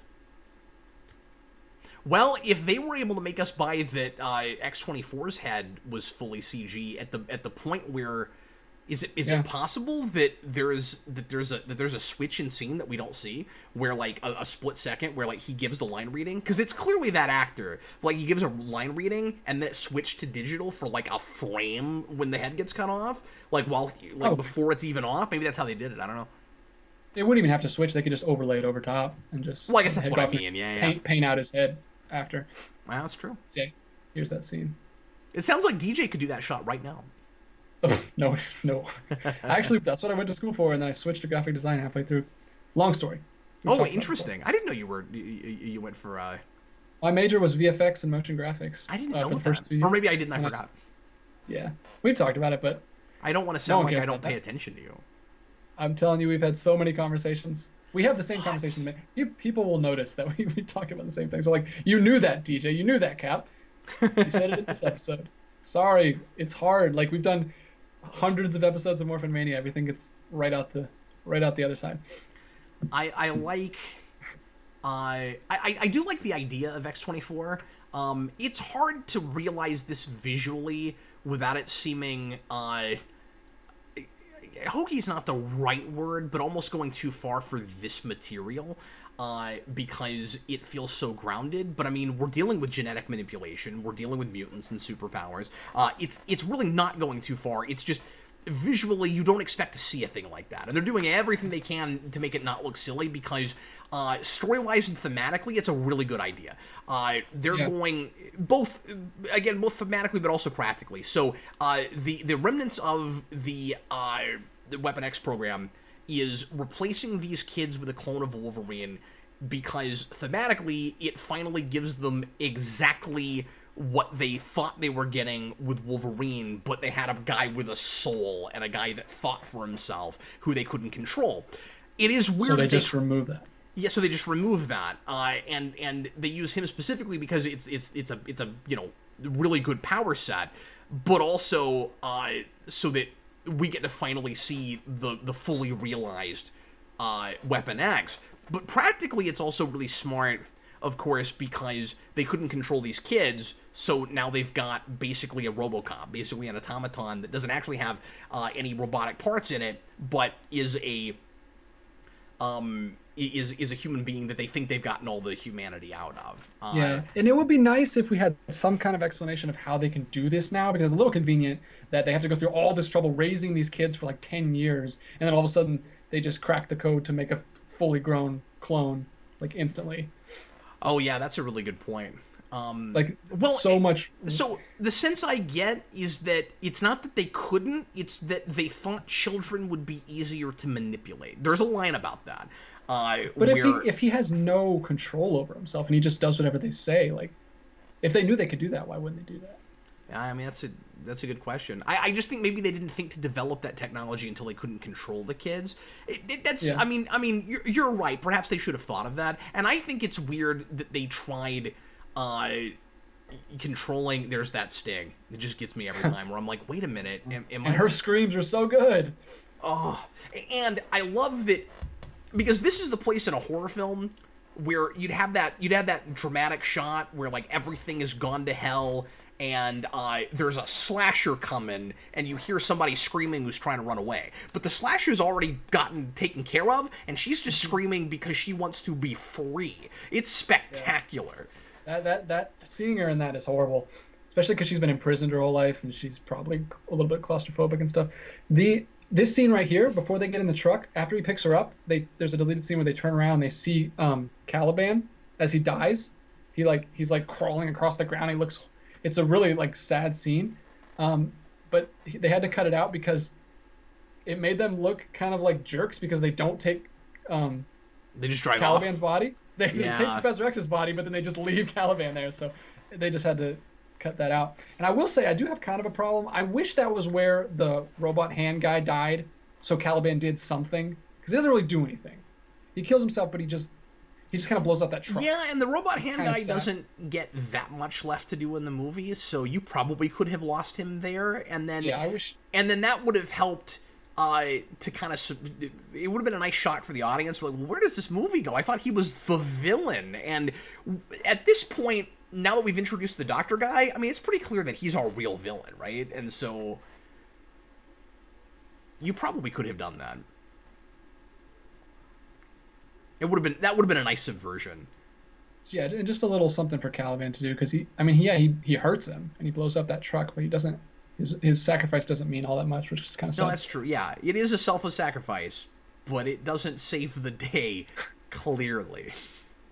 Unless something else happens in that scene that I don't know. I love the face regenerating in scene there. We only see a couple seconds of it, but it looks really good. Like, as the eye is rebuilding itself. Yeah. Reminds me of, have you ever read The End? Hulk, The End? By Peter David? There's a bunch of Marvel The Ends, and I've read the FF one and a couple others, but I never read that one. He's like the only one left, and his healing factor has gotten so advanced that he gets like eaten alive by these bugs that are the only thing left on the planet, and he's like completely gone. You can see his organs hanging out and his eyeballs like drooping down, and he can heal in like 17 seconds. But it shows his eyeballs like hanging out, and it reminded me of that. Laura, with her arm out the window there, was one of the big trailer shots, but we've actually had a shot a lot like that a few scenes ago, so I'm not sure actually which of them was the trailer shot, but I think it was that one. I think so. DVID. Well, this is foreshadowing. Yeah. Right? Because she's gonna bury him later. And now he's burying... I just thought of that. Anyway, I'm sorry. What? There's another great thing. Her experiencing music for the first time. She kept that guy's iPod that he gave her. Oh, I forgot that she kept it. Yeah, that's great. At least until it dies. Yeah, because she's getting like some positive human experiences. There's that poster where she's holding his hand. See, when he leaves the Weapon X program, he has to discover his humanity again, and she's having to find it in the first place. And I love how we're using the not just the mutant idea, but also the metaphor for bigotry and everything, as not this time a metaphor for like puberty and being a teenager, but for childhood. Which is a thing that we've never explored in the kind of depth that we do in this movie, and is the big thing I think that sets it apart. Because all the genetic manipulation and the attempt at humans controlling other people they think are inferior, that's all ground we've treaded before. It's handled really well here, and some of the best it's ever been handled. But the thing that really makes it stand apart is that metaphor for childhood, I think.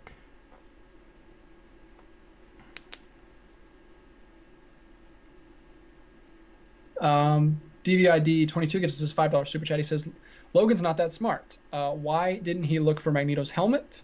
As Magneto's helmet would have contained Charles's power. Why would it have contained his power? It makes it so that he can't get into your head.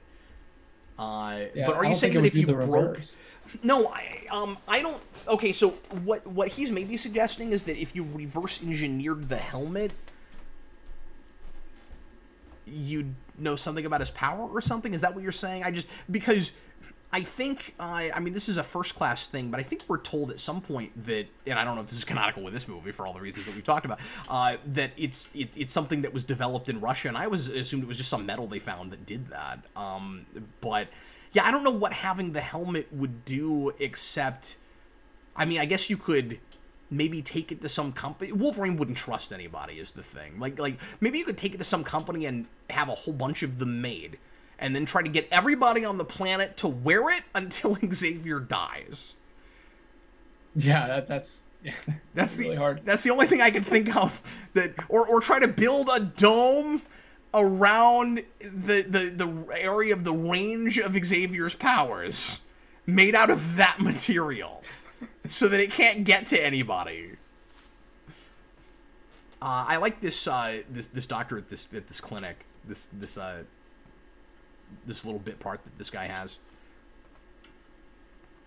and I like that he's all excited to finally see a mutant, but he's really good-hearted, good-natured, and Wolverine immediately he's not the picks doctor up on that.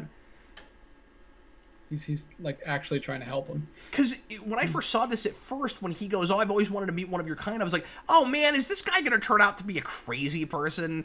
And then Logan's like, "You seem like a good guy." I'm like, the more time we spend with him, just for that brief scene, the more I'm like, Well, of course he's curious. Like, there's nothing wrong with curiosity.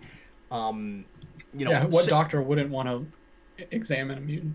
Yeah, like, just because we always think about that with Superman, right? That, like, you know, as a kid, the Kents are always worried that somebody's going to come in and take Clark and experiment on him. And I mean, like, just studying him could be a good thing for mankind, you know? Like, if it's consensual and if you don't, you know, hurt him, you know, if you're humane about it, it may be a good idea. It's just about superpowered people not getting in the wrong hands because they end up just treating these people like they're weapons that shouldn't get in the wrong hands. Yeah, so how do you feel about that whole thing? What is your theory as to why she's chosen to start speaking just now? Because I guess I don't know for sure. I have no idea. Yeah, I guess she's just had it. Like, I don't know what the doctor's office did. Maybe because he's decided not to take her, and she's... Maybe? I mean, it does feel like a little bit like this is the part in the script where we've decided she's going to start talking. That's a slight criticism I'll lob against it. I don't really get why now. Because she's been pretending like she can't speak this whole time. Yeah, and I could see if they had played it like... And they didn't, but if they had played it like she wasn't comfortable enough with him to speak to him yet, and she finally gets comfortable, that's not what's happening. I mean, and really, it's just about this scene versus the time they've spent together already in this truck, right? Because the obvious answer is she was communicating through Professor X. They were talking telepathically, and so she was able to tell him where she wanted to go. But she doesn't have that with Wolverine. But I just mean, why in this moment? Or is it just... You would think it would happen at the funeral. Like, that would have been a great time. Yeah. She was so upset that she loved Professor X and he died. And that could have been a really warm moment too, where she says goodbye in Spanish or something. And he could have had I'm not saying they necessarily should have done this, but he could have had this like look of surprise for a second and then just decide now's not the time to get pissed off about this, and then later starts complaining about it. I don't know. Or maybe even after he walks away to the truck, she bends down and says something to Professor X, so we know, and then she has decided that she's going to speak. But it's not. We don't have to have Logan reacting to it yet, and Logan can react to it later. Ever since this movie, I've only been able to pronounce it North Dakota. her accent, like you said, is amazing. Yeah, and she does like a perfect British accent in His Dark Materials, so I don't know I can't even tell what her normal is. I thought you meant this actress is British. You mean she's being British in that show, so you don't even know. She could be. I mean, I haven't looked it up, but she's in that show with McAvoy as her. Spoiler alert for that show if you don't want to know. It happens pretty early on, but we find out that McAvoy is her dad, which is hilarious. I've heard that. Yeah, that's awesome. So Wolverine is her dad, and Professor X is her dad, and Professor X's dad was her father figure in this movie. So the Weapon X program, or whatever they are now, I guess they're Alkali now. I like that, by the way, that they go back to X2 and they're calling them Alkali. That's awesome. But they're in a gym there with a makeshift triage, and I just wanted to mention that in the background because it's a gym for like a high school or whatever. They have pride in big letters, and I'm just thinking, mutant and proud. You and I need to look into this and figure out what's going on with this address, because he found the picture that was folded up that Laura got from the woman that had the address on the back. Yes. Already, so it had nothing to do with the kids. We got to figure out it has to make sense somehow. Well, how do we know it had nothing to do with the kids? Like, because the kids were separated from Laura when they broke up. They couldn't have gotten back to give it to. Like, who gave her that? Or like, did they plan to go there before or maybe they planned to go there before they left, just hoped that it was like an empty space they could build something on, and then wrote it down. And wouldn't it be great? It would have been great if they get there and it's just like a subdivision. And it's like, okay, it's a cul-de-sac. They're actually like 3 miles down that way because they couldn't build anything right here, or you just get there, it's a Chuck E. Cheese, and you're like, well, crap, we can't have this mutant kid base of Lost Boys in a Chuck E. Cheese. Everyone's flooding in the comments. They are saying super chat from Hawk Flame. Thanks, Hawk Flame. She said she is British but is fluent in Spanish. Bag Studios says her mom is Hispanic, but her dad is British, she thinks.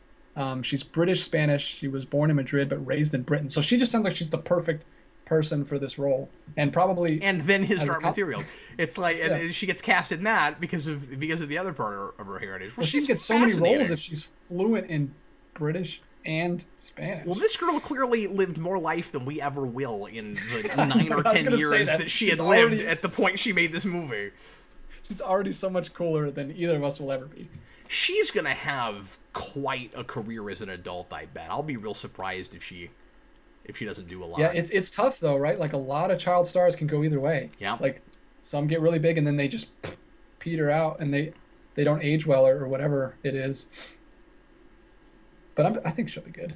I mean, the fact that she got an HBO show and she's the star of it, the whole show. Most of them is that right? That's cool. Most she's of the main them character. Don't start in like really dramatic kind of like almost art house roles like this. I know that's weird to say about an X-Men movie, but this absolutely had that kind of cloud. Yeah, you have Abigail Breslin from Little Miss Sunshine who like killed it, and then she just kind of never did anything again. And that's funny because James Mangold actually mentioned Little Miss Sunshine. I don't know if you've seen that movie, but the scene where they're like in the car, and there was a generic scene where a cop pulls them over that they deleted while they were driving down the road, and I didn't like it. I'm kind of glad that all the scenes that they deleted, I'm kind of glad, except for maybe that one that we talked about. But most of it, he said, was just cut for time. He didn't actually like have too many problems with it. It was just they were running long already, and it was a long movie. So I'm kind of two minds about this, because on the one hand, we got to get this story moving along. So I like that some time passes and we're just here already. But I don't know if I buy that she was able to drive all that far and not get lost or anything.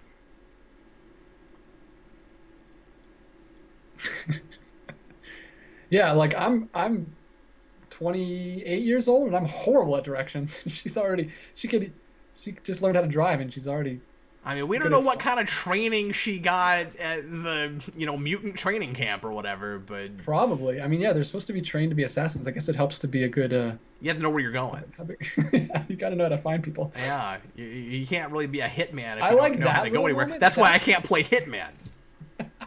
I like that little moment where he looks over and he's like, because he's scared of heights, because we find out in the very first X-Men movie when he's up in the I didn't even think of that. Yes, of course. He's scared of heights. No, he would be really uncomfortable with this. And I do believe this is the only movie where Wolverine is a main character. I don't mean his cameos. Where he's not in an airplane. He is at no point in an airplane. He's even in an airplane in The Wolverine. And he's in an airplane in the first, 10 or 15 minutes of both of his first solo films. And then here, there's Future Past is in an airplane, X-Men 1 and 2, he's in an airplane, X3, I'm pretty sure he's in an airplane. I think. I forget. He's always in an airplane, but not this one. So this is what we've learned. If you're gonna be a really good auteur, almost art house superhero movie, you need to avoid airplanes, or you at least don't want Wolverine in them. What we learn is if you have a character who's afraid of heights, he has to be in heights in every single movie, in some way. That's why I like how subtle it was. Not in a dramatic way, but just so we can laugh at him. That's why I liked how subtle it wasn't. Like, you didn't even pick up on it.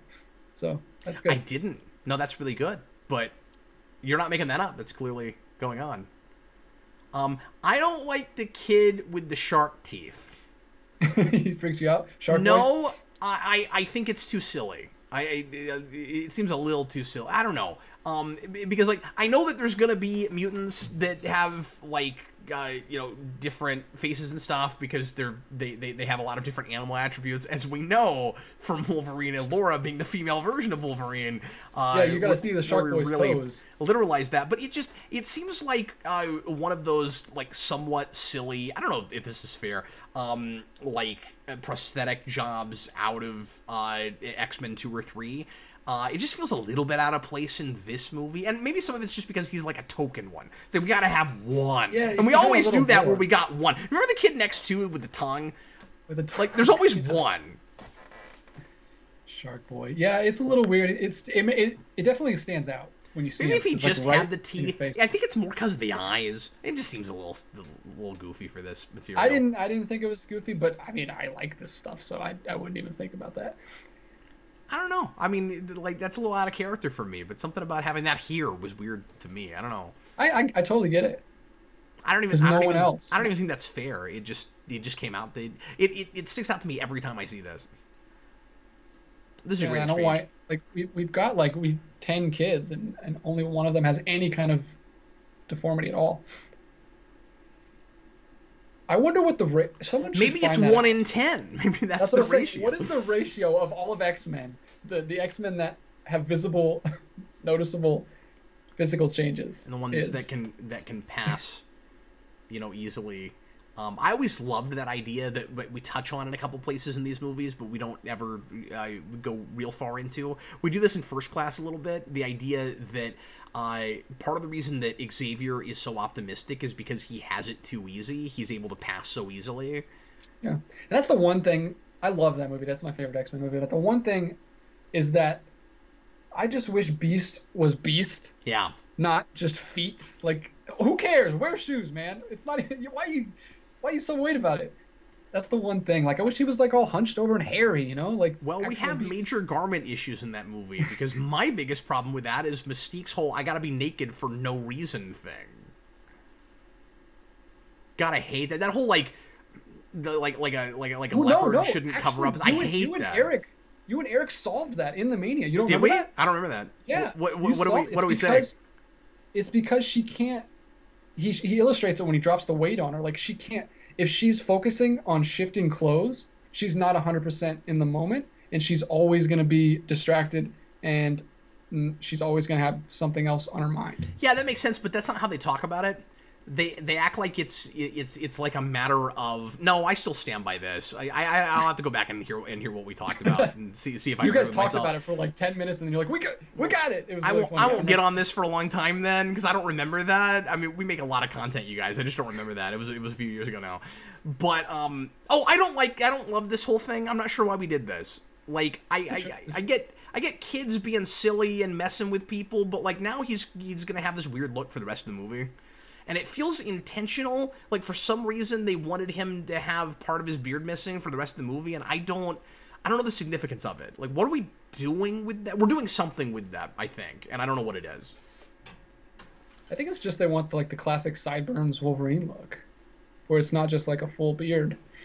They has the mutton chops. They should have cut more of it then.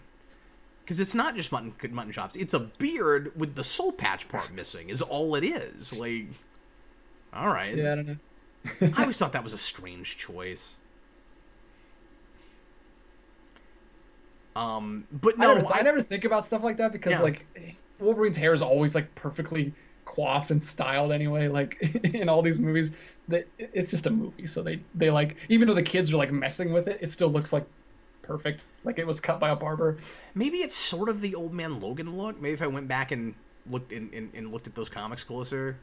People are saying he's got that missing. It's the trademark. Robert Wild says it's the trademark sideburns for Wolverine, and they said he also shaved off his mustache, so they did a little bit. Oh, I guess they did more than I was thinking they did. Okay, well, I'll stop talking about that then. Hey, it's a Mania. We got to talk about everything, even the facial hair. Just saying whatever comes to mind, man. We got to fill time here. It's not about being insightful, really. It's just about not having dead air.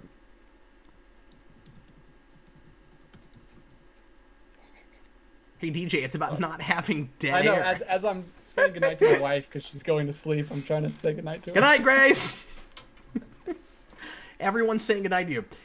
However many people we have in the chat right now. Let's have everybody say goodnight to your wife. It'll be great. Everybody. Yeah, I'll show her this tomorrow. I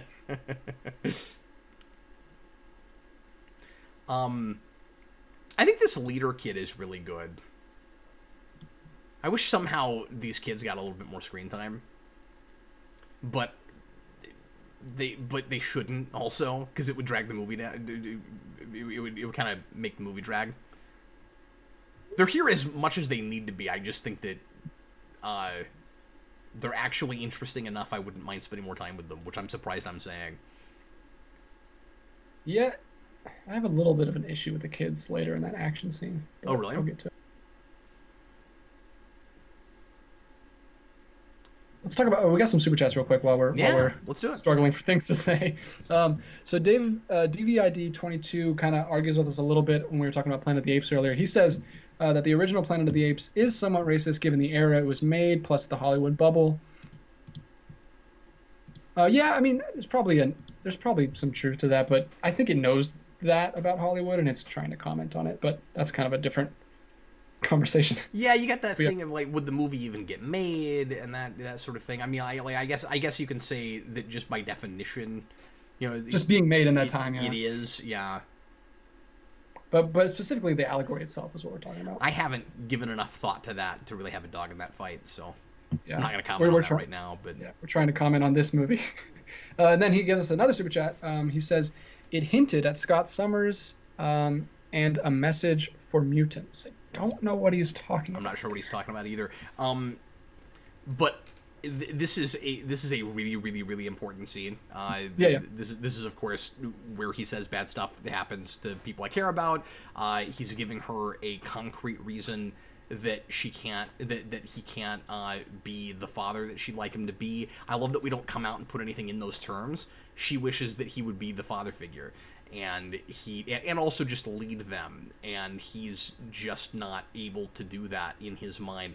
Not just because he's and I think he's using that as a little bit of an excuse. I think that's part of it. And I mean, like, you can't say that's not part of it after what happened to that family.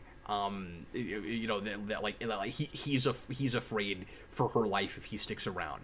But he also, I think we talked over it, I think in the very same scene says, I suck at this. And that's as much or more of it. Yes.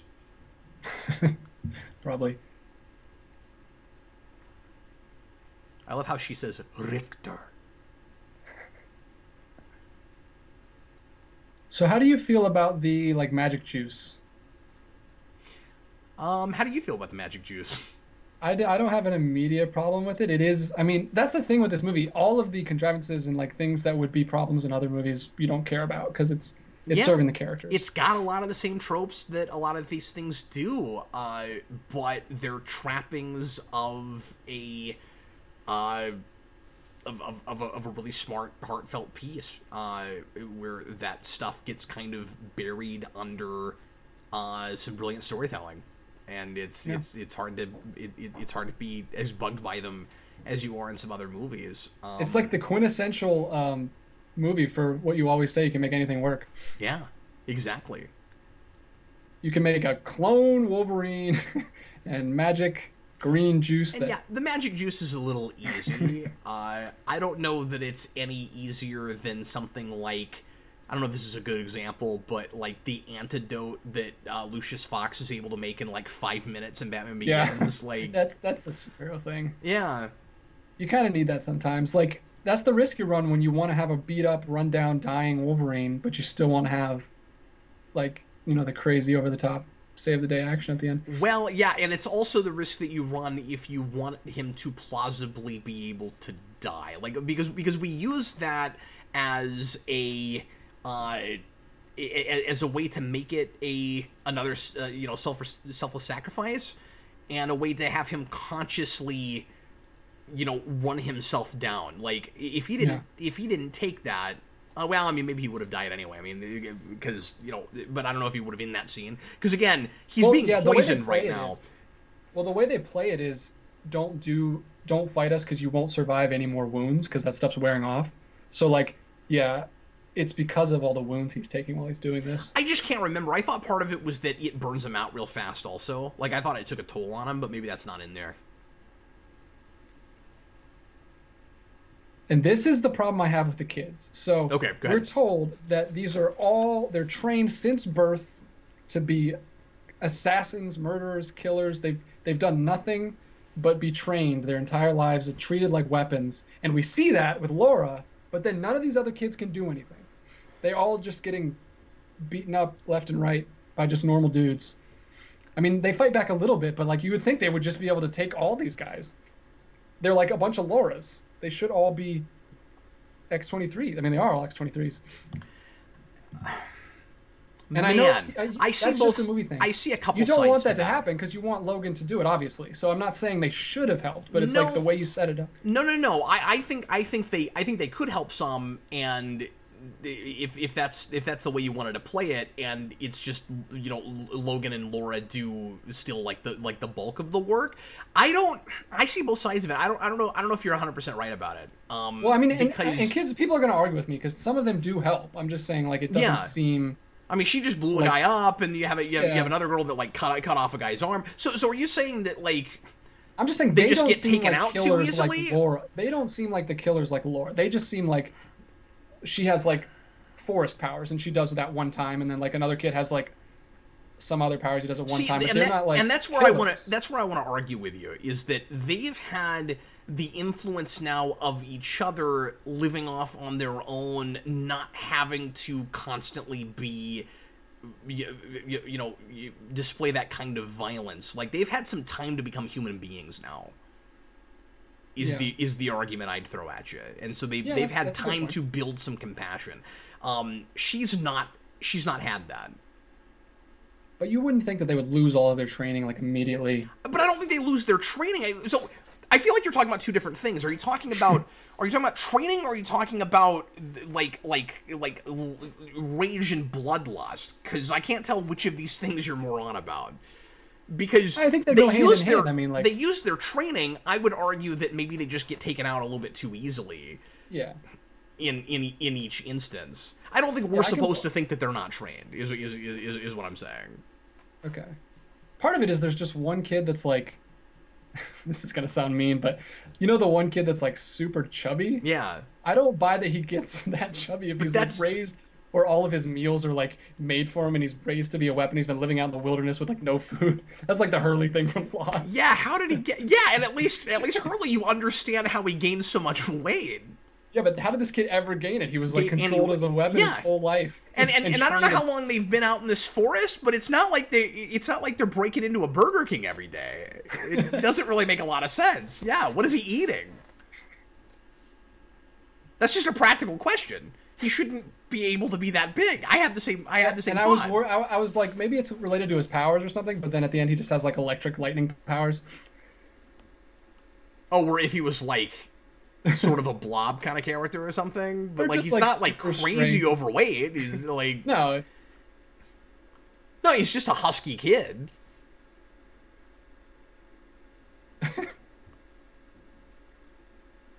Oh, she knows.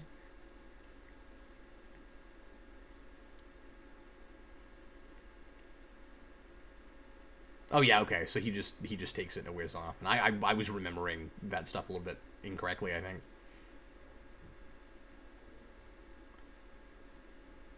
But I liked it. He has it to take out a bunch of the easy guys, and then as soon as he's going to have to fight X-24 again, that's when he doesn't really have it anymore. Yeah, and he doesn't even really put up a fight at that point. He's just getting obliterated. Yeah, and then he has to use his MacGuffin bullet. You know, it's surprising. There's actually like two or three big kind of plot device. Isn't that crazy that you don't think about those at all? No, you don't. Well, that's because the movie's not falling back on them all the time. It's not like it doesn't have a story to tell, and that's all they've got. And also, it's not an artifact finding plot. That's what helps that too. Is it's none of those are things that everybody's after. The bad guys aren't after that. The bad guy we use our characters as the MacGuffins. They're after Laura. Yeah. And so it's more dramatic and more personal, And it's not like Man of Steel, where yeah, our protagonist is the MacGuffin there too, but he's also more like an artifact MacGuffin, because the reason they want him is because he's got the artifact thing in him, and they want to use her as a weapon, and that's let's put it thematically in him. Let's put the codec in him. The codex. I almost went to that like half an hour ago. Gonna put it in him. We gotta reference Daredevil. Just as much as At humanly some point possible. In Mania, yeah. If Logan at the end of this said, "I want a bloody costume," in his Australian voice. That's what he should have said at the end of the Wolverine, where like that was the big cliffhanger. Like, oh, I just happen to have one right here on the Here's plane. the suitcase. I love this. That this villain thinks he's in a superhero movie, and he can tell his stupid plan to Logan, and Logan's he's just gonna like, get I don't care. murdered very quickly. It's Shoot you fantastic. right in the head immediately. And yet the social commentary in the little bit of a speech that we get from him is really interesting, and then we just move on. Yeah, but that's not what this movie's about. This movie's about the characters. No, that's fantastic. See, this guy, all he does is... There's a great, more superficial, plot-driven X-Men movie in here somewhere, but we're not interested in that.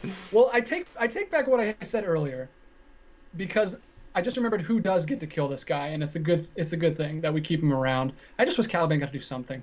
Yeah. But the kids get to kill him. Oh yeah, they all like come together and take it. But like that's part of it. When you see how powerful they are, like. Yeah, and I think your criticism is actually probably right. That like they can't really accomplish all that much until all of them come together. And basically we're just saying that like Wolverine has the most ideal and powerful power set, which besides the healing thing, that's not really true, because like he can slash people with claws and can heal himself, but you've got people with like wind powers and electricity, and which is way more powerful. But it goes along with what we set up in all this film series, is that Wolverine's the most powerful, and if you just have his powers, you're going to be the best X-23 out of the whole group. Yeah, just unless he comes up against Magneto. But I've always felt like, you know, we always act like Magneto has the most powerful power set of any mutant, and I feel like you could act like that with with anything elemental. You know, you'd be like, look at all this wind. You can't beat the wind. Yeah, how much water can you just summon all the water? Can you take all the water? Yeah.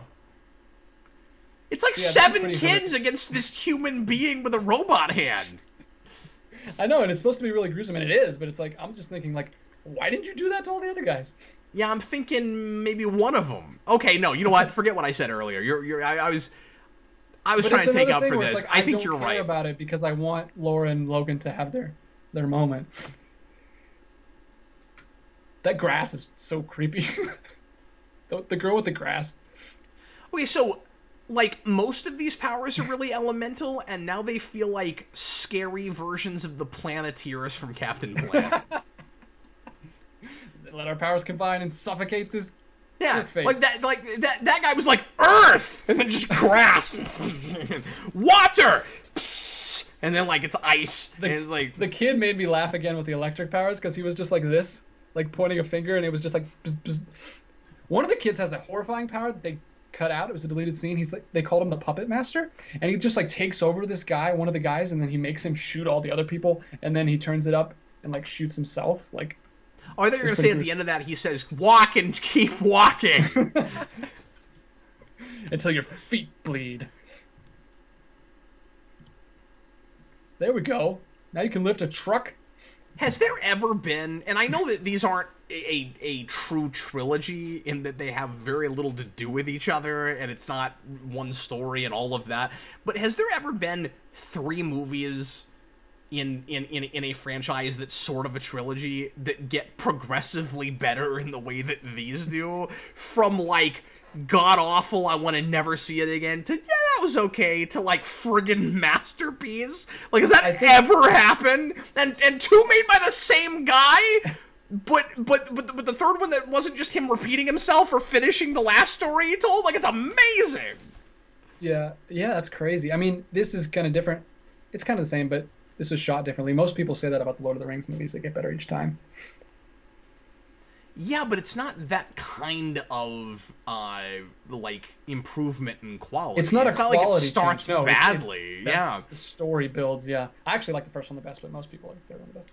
Actually, most people like the second one the best. So maybe I'm wrong. But yeah, I mean, I think the second one's the best probably. But well, except I do like the guy in the third act with the helmet that looks like Todd McFarlane designed it. I do like that a lot. That makes the whole movie. It's the only thing I ever remember from that movie. It's my favorite part.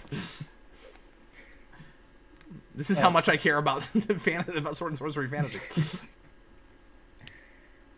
Yeah, you'll never see a Lord of the Rings Mania, guys, ever. Also, because it would be a dumb Mania, because it's just 3 movies. We could split. We could split them in. We could do 6 episodes and split them each in half, and do the special longer version, like the 4-hour versions. I say 4 hours. I'm sure that third movie is more like 9. That would be the one Mania that we just do the whole thing, like the whole 11-hour.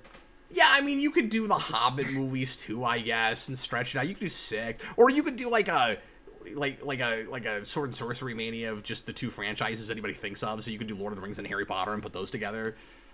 Yeah. I don't wanna, but you could. Connor Nielsen says Middle Mania. So this is heart-wrenching and horrible. We all cried in the theater. I'm crying right now inside. When did you cry, is the question. Look how good she is at crying. She's got snot running out of her nose. It was probably right before this, or maybe... I'm not sure, honestly. I can't tell you where I actually had tears. But I think I had tears in several places in this movie. I mean... Mine might have been... I might have been able... The Professor X death already, of course, because that's my favorite character in these movies. And I know he's still alive in the other franchise, but Apocalypse had come out already, and it sucked. Well, or had it?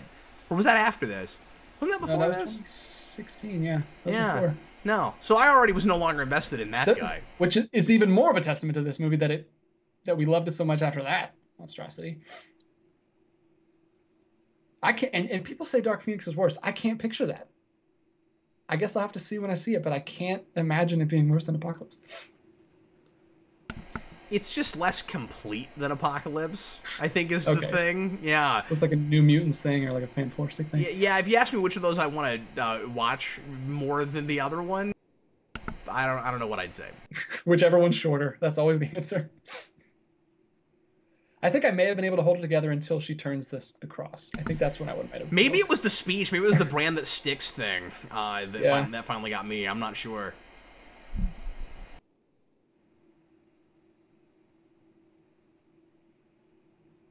And it's kind of, it feels kind of ungenuine to watch this movie while talking over it. I feel like I just want to watch.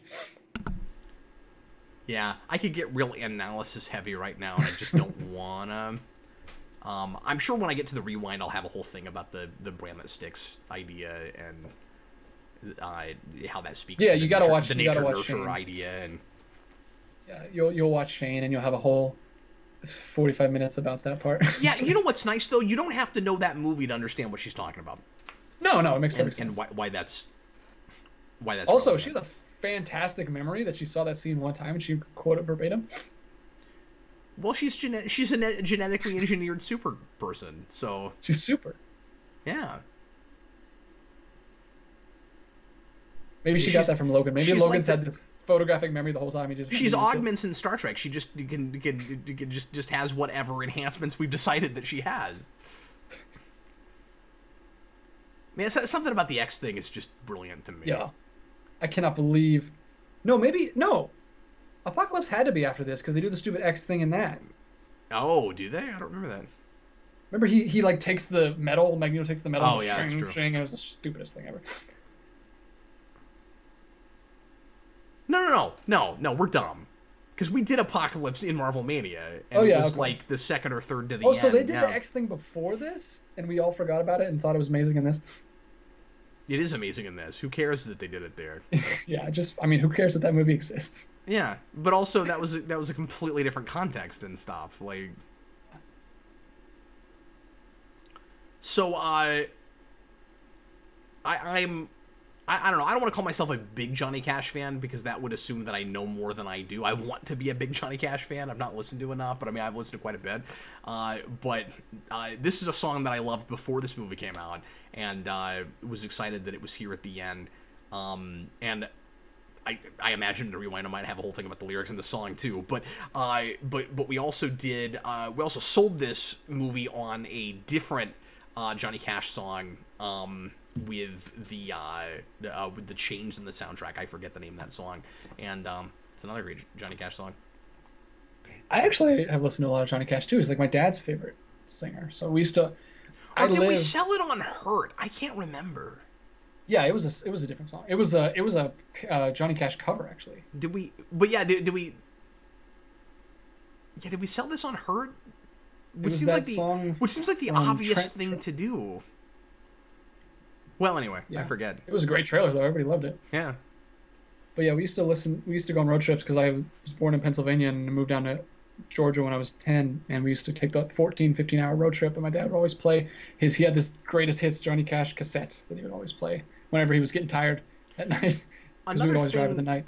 Another thing this movie does really well, of course, and maybe this goes without saying, is the stakes are pretty. Are pretty great, but it's not the whole tear down the whole world thing at the end, where it's got to have a big fireball in the sky and buildings falling. Oh, you know what else is amazing? The fact that this movie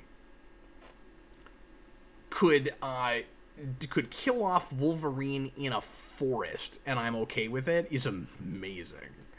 After X3, and even I have this whole thing with superhero movies that fall back on being set in forests in the woods, because a lot of the time it's just we don't have enough of a budget to build a set, so we just get really boring with our scenery and we just go into the woods somewhere.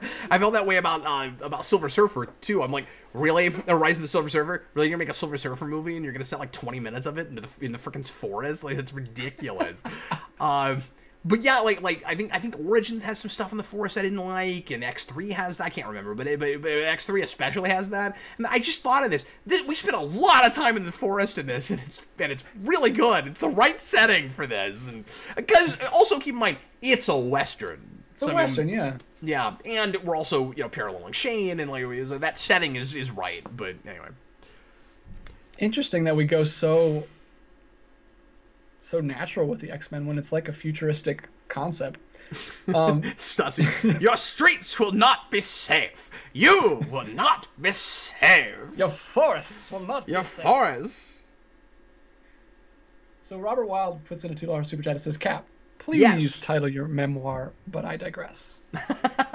Yeah, I would, but I know a lot of other YouTubers and podcasters that say that phrase just as often as I do. I don't think I'm special. That's not what you're known for. I don't think I'm special. What are you known for? Because cheese. I was gonna ask the comments. What phrase do you know Cap for? What phrase do you most think should be the title of my memoirs? I've actually thought about writing memoirs, DJ. I've thought about getting started on that finally. Do video memoirs. I'm 36 years old. Oh God, that would go on and on. No, it'd be better if I wrote it because I'll remember more. More things will come to me if I write them down. But I mean, I don't know. I'm 36 years old. I think I've lived enough life to start on that project. Maybe. Yeah. It'll be boring. I'll try to make it as not boring as humanly possible. You could pretend like you're Daphne Keene and have lived longer, better lives than both of us. I kind of have other nonfiction book projects that I'm more intrigued by trying to get into. But this is weird. I don't want to give away anything right now in case the thing I've been thinking about lately actually ends up coming to fruition at some point. What are you saying? This is a weird song in the credits. I haven't listened to this. It's like they put the suspense song. Yeah. Right after the slow Johnny Cash.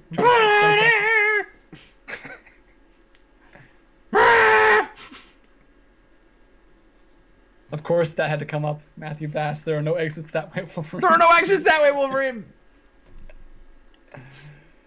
Oh, so Marvel Mania. I love that we're referencing Phase 1. We're like the MCU, really. We're referencing a bunch of Phase 1 Marvel Mania. We're like Endgame, really. When we do Endgame, we should find a way to just go back in time and just say all the stuff we've said before.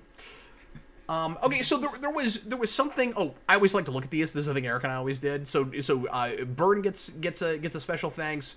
Roy Thomas, Lynn Wein, John Romita Jr., Dave Cockrum. Yeah, I can't think of anybody that should have been in there that wasn't. Well, except for maybe Mark Millar, because Old Man Logan. That's kind of weird. There was something earlier that we started talking about that you said we should wait for the credits for, and the credits are almost over, and we didn't actually do that. I can't believe I have to do this. This is ridiculous, but it's a Mania, and I was here an hour before we started shooting. I really have to run to the restroom, so I'm gonna get you started on this, and I'll be right back. I'm so sorry. Wait, we're almost done with the video. We're about to hit end. Okay. Well, I can hold it. Well, he wanted us to go through our whole ranking of the X-Men movies, and that might take us a while. Oh, yeah. It's okay. Maybe we should just save it. What do I? Yeah, can I do it that fast? I mean, like. Yeah, I'm fine. I can hold it. Like X2 and Days of Future Past are always fighting for that top spot, so it's hard to say at the moment which one is first. But I guess at the moment I'm gonna go. I'll do this quick but I need to go to the bathroom as well. X2. No worries. Days of Future Past. Logan, but that feels weird because Logan's so good. I don't know. It's in the top 3. It's probably the best of them, like objectively, or as close to right? But like just favorites. And then after that, I don't know. Like Origins is at X3 is at the end. Origins is right before there. Maybe Origins is even worse than X3. Maybe I would put it after that. I don't know. That's hard. The X-Men for me, it's like it gets. First Class is 4. First Class is right after Logan, for me. Yeah. I know it's your favorite. I really like First Class and Logan. For me, it's easier to do like a tier list. Like, have you seen those ranking lists where you do like tiers where it's like First Class and Logan here, and then like you put like all the bottom 5 like together? Because I can't even even get like X3 and I haven't, but that's a good way to do that because I don't know which of those I'd put where, but yeah. So I don't know. Like, there's my top 4 and there's my bottom 2. Yeah, so it's like First Class and Logan are up here, and then like X2 and Days of Future Past, and then like the rest. And then if I have to put them in, the Deadpool movies would be like right in the middle. I like those more than you do, and I like 1 more than 2, like no one else on the planet. But I put them like right in the middle, and I stand by that. I mean, we'll talk about that when we get to Deadpool 2. But I guess we've done 1 already, right? Right? Was that in the first grouping? It would have been, right? Deadpool? Yeah, we did Deadpool. Yeah, 2016. Yeah. So many X-Men movies right after each other like that. Okay, DVID gives us a $2 super chat. Yeah. Will Blade ever get his due as it started Marvel? I mean, I guess he means will he ever get his due in Marvel? MCU proper, I guess. He's supposed to. They announced a movie a year ago, so I guess we'll see what they end up doing with that. But yeah, I have faith in that. I mean, that actor's awesome. Yeah. So I think they did a good job with him. I mean, it seems like that's going to happen. So yeah. Well, guys, thanks a ton for watching. I hope you had a good time with this. We'll be back in 2 weeks with another one. We're going to do these every other Tuesday. And, DJ, what is our next movie, man? Our next movie is Guardians 2. Oh, interesting. I haven't seen that in a really long time. I haven't either. It's a complete divergence from this. Absolutely. Yeah. Which is a movie that I enjoy and is fun. Again, I'm off by myself with a lot of people. I don't like it as well as one. But we'll talk about it. I'm with you, so that'll be. Oh, are you? Okay, I didn't know. I didn't know where you landed on that, but I still think 1's the better movie. There's some awkward choices in that to me, and I feel like Drax is reinvented to a degree, and yeah, we'll talk about it. Yeah, we'll talk about it. So we'll see you guys in 2 weeks, right here live. I want to thank everybody for bearing with us. If you stuck around for that whole hour where we were trying to get set up and having difficulty, I'm glad we finally made it happen. I've still got weird issues, but we were able to actually broadcast, so that's good. Yes. You guys are wonderful. We really appreciate you, and we're back. More Marvel Mania coming at you. So we'll see you again in a couple weeks for more of this. Come back Thursday if you're so inclined for a brand new episode of the Captain Logan Show at 7 Central. DJ and I once again just chatting about whatever you guys want to talk about. Just talking about whatever. And anything. Yeah. Let us know. You decide. We'll see you then, folks. I was Captain Logan. That's DJ Martinez. We did it. Later, folks. Episode 47 in the books. Yes. Bye.